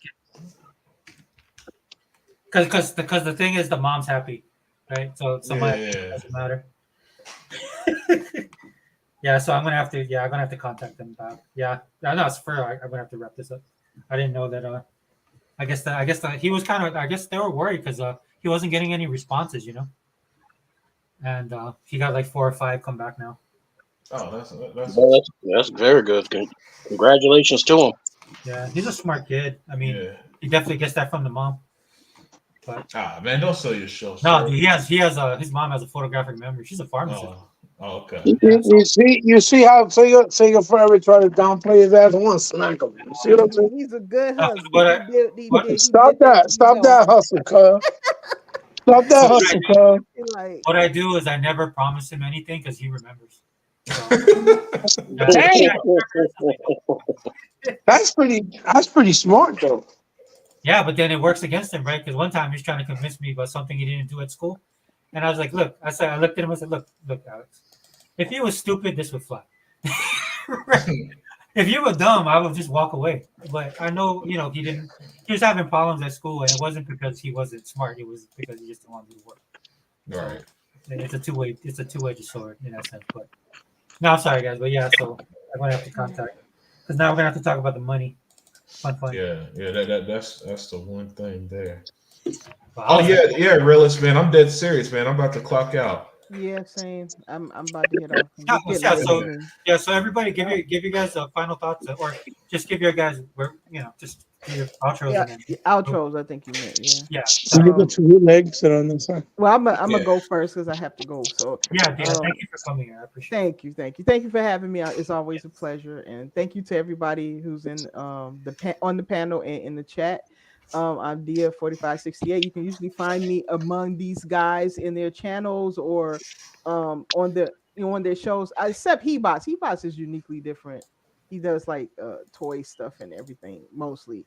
So I'm rarely on there, but I'm on everybody else's stuff. So you can find me there, and please look out for me sometimes. We gotta sit down and have a conversation still about how you was a She-Ra fan. That's what we gotta do. Oh yeah, back in the day, yeah. Matter of fact, remember when I still was doing roundtable and stuff. I told you and Sega man that one of these days, man, we ought to do it like a sit down and watch party, because there's like a lot of YouTube videos out there that have like the old Saturday morning cartoon lineups and stuff. Yeah.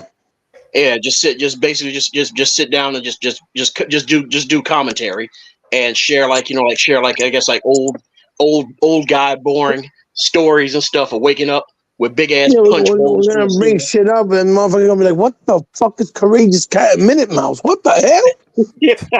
That's what's gonna happen. Like Super Chicken. What the fuck is a Super Chicken? Exactly. Like, What the fuck is Mighty Mouse?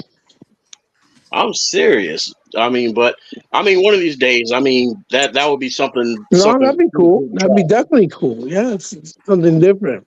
Like bringing like E-Rock, Sega Forever. Yeah, I guess Unlimited was around for Saturday morning cartoons.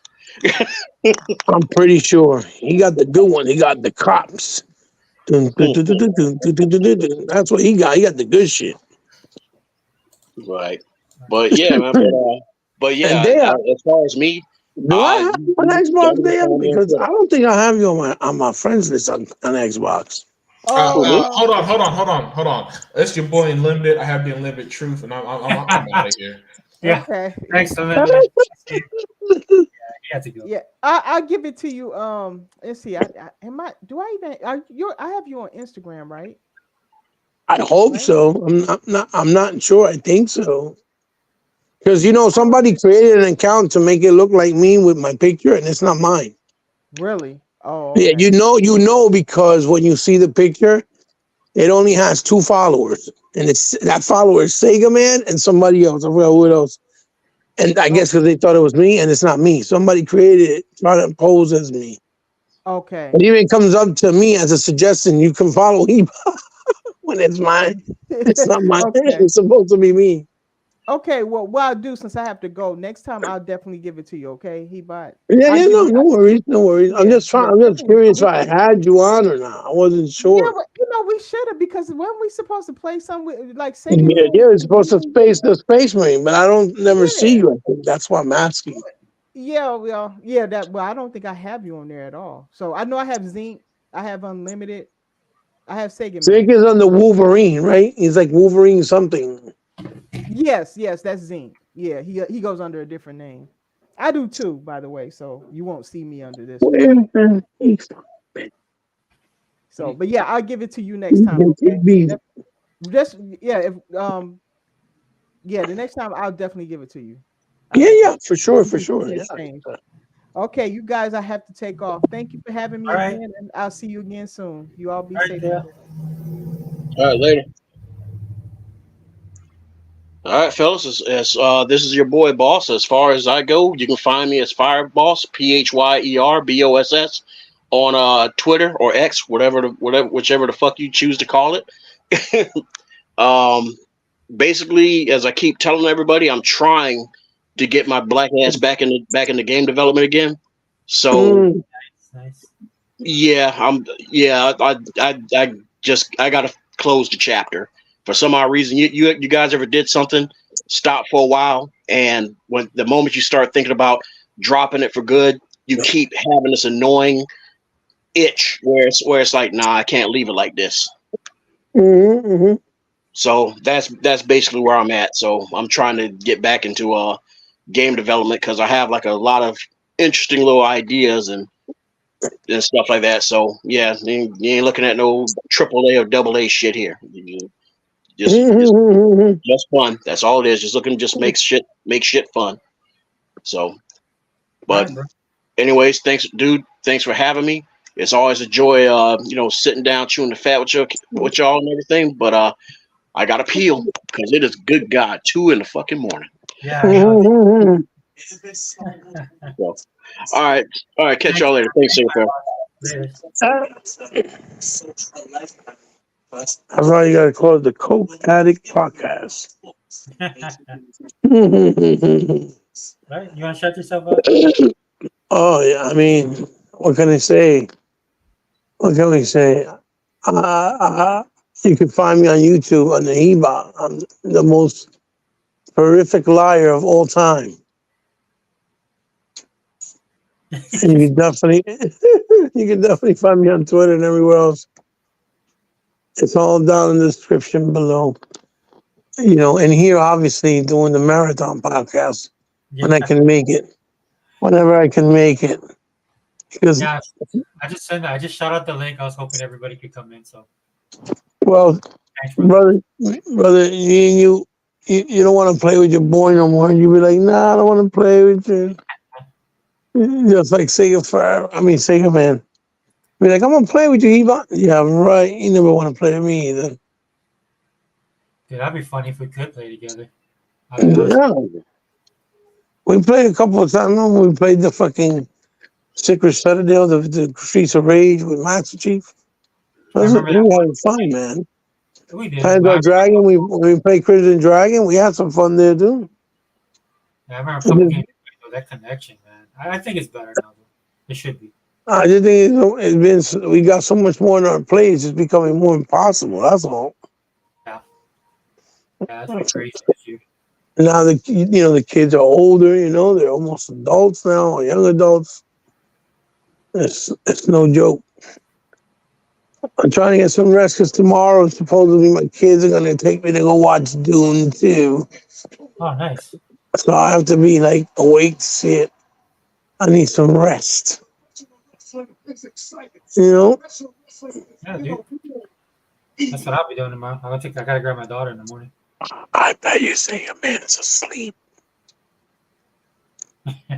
Sega Man. What are you doing, Sega Man? Yeah, he might be asleep. Yes. Shout out to my brother, man, for being here. I mean, he's going out of his way. Sega Man, we'll do a one-on-one, dude. We'll do a one-on-one. Even though he's tired, he's still here like a warrior. Yeah. I really like him to get his bars off, in the show. So we'll do that. He's funny. But let me shout out the chat real quick. Cypher, man, thanks for being here. Thanks for turning me on to what is it? On Point for Gamers. Have you seen them? Hebot, On Point for Gamers. What is that? On Point for Gamers. They're a podcast, Xbox podcast. That's I believe they're married, a husband and wife couple. Yeah, I've seen it. Yeah, I've seen it. Yeah, so it's just so hard to find people that are hardcore, even in this stuff. So it's just funny how everybody wants to support Xbox podcast now. But when I was trying to do the Xbox podcast with a different approach, ain't nobody supports shit. Oh, you know what it is, dude. It's just because you honest, bro. And that's the problem for a lot of us. Yeah, we won't sugarcoat stuff for you guys, man. I'm sorry. That's why I'm like that way too. I do that on Twitter. That's why people don't follow me. Shit, fire. But It's a Cypher, Marble Madness with a little kitty cat. Yo, brother, thanks you for sending me the link so I could come in here and chit chat for a little bit. yeah. You know, but we still, would like to see if we could do a podcast talking about the revolution. I don't know if you got to watch it or not. Oh, the human. Yeah, I haven't got it. The second season. Yeah. Oh, man. We're stuck on Avatar. I'm stuck on Avatar with my kids. So You're watching the Avatar. Is it good so far? if you're a fan of the cartoon, you might be. I would take down my expectations. But overall, I mean, I enjoyed the M. Night Shyamalan movie, and people hated it. I don't know why. well, it's just what it was, dude. It's just not. You just can't do it in 2 hours, man. It's just. There's a lot there, right? Yeah, it's just too much. And so what Netflix did, they even cut the series short, which I thought was a mistake. But it's not bad. It's not bad. We're liking it. Shane G, thanks for being here. Cypher Type, bro. Again, thank you. I don't want to miss anybody, man. Realistic. Dude, this shot was fire, man. I wish I could have covered it more. Mike Johnson, dude, thanks for being here, Mike. Shane, you're my dog, bro. Thanks for being here as well. Who else we got? Dude, I know other people. Pepe Le Pew, man. I knew you was in here coming in at the end. Thank you, brother. I always appreciate the support. I think I caught everybody. This chat was going on, bro. Oh yeah, That was crazy. the interaction is good. Yeah. Yeah, thank you guys. Yeah, Cypher Type, me too, man. I always appreciate the dialogue. Appreciate all the brothers and sister, right? with Dia coming in. Look, guys. So just really in closing, man, I don't get caught up in all the drama normally, but it's just some of the stuff had to be said. I mean, again, we're moving forward. At least I am, right? And we're gonna see. We're gonna see how everything turns out. But anyway, man, thank you guys for joining us. Xbox All In channel. We out. Peace.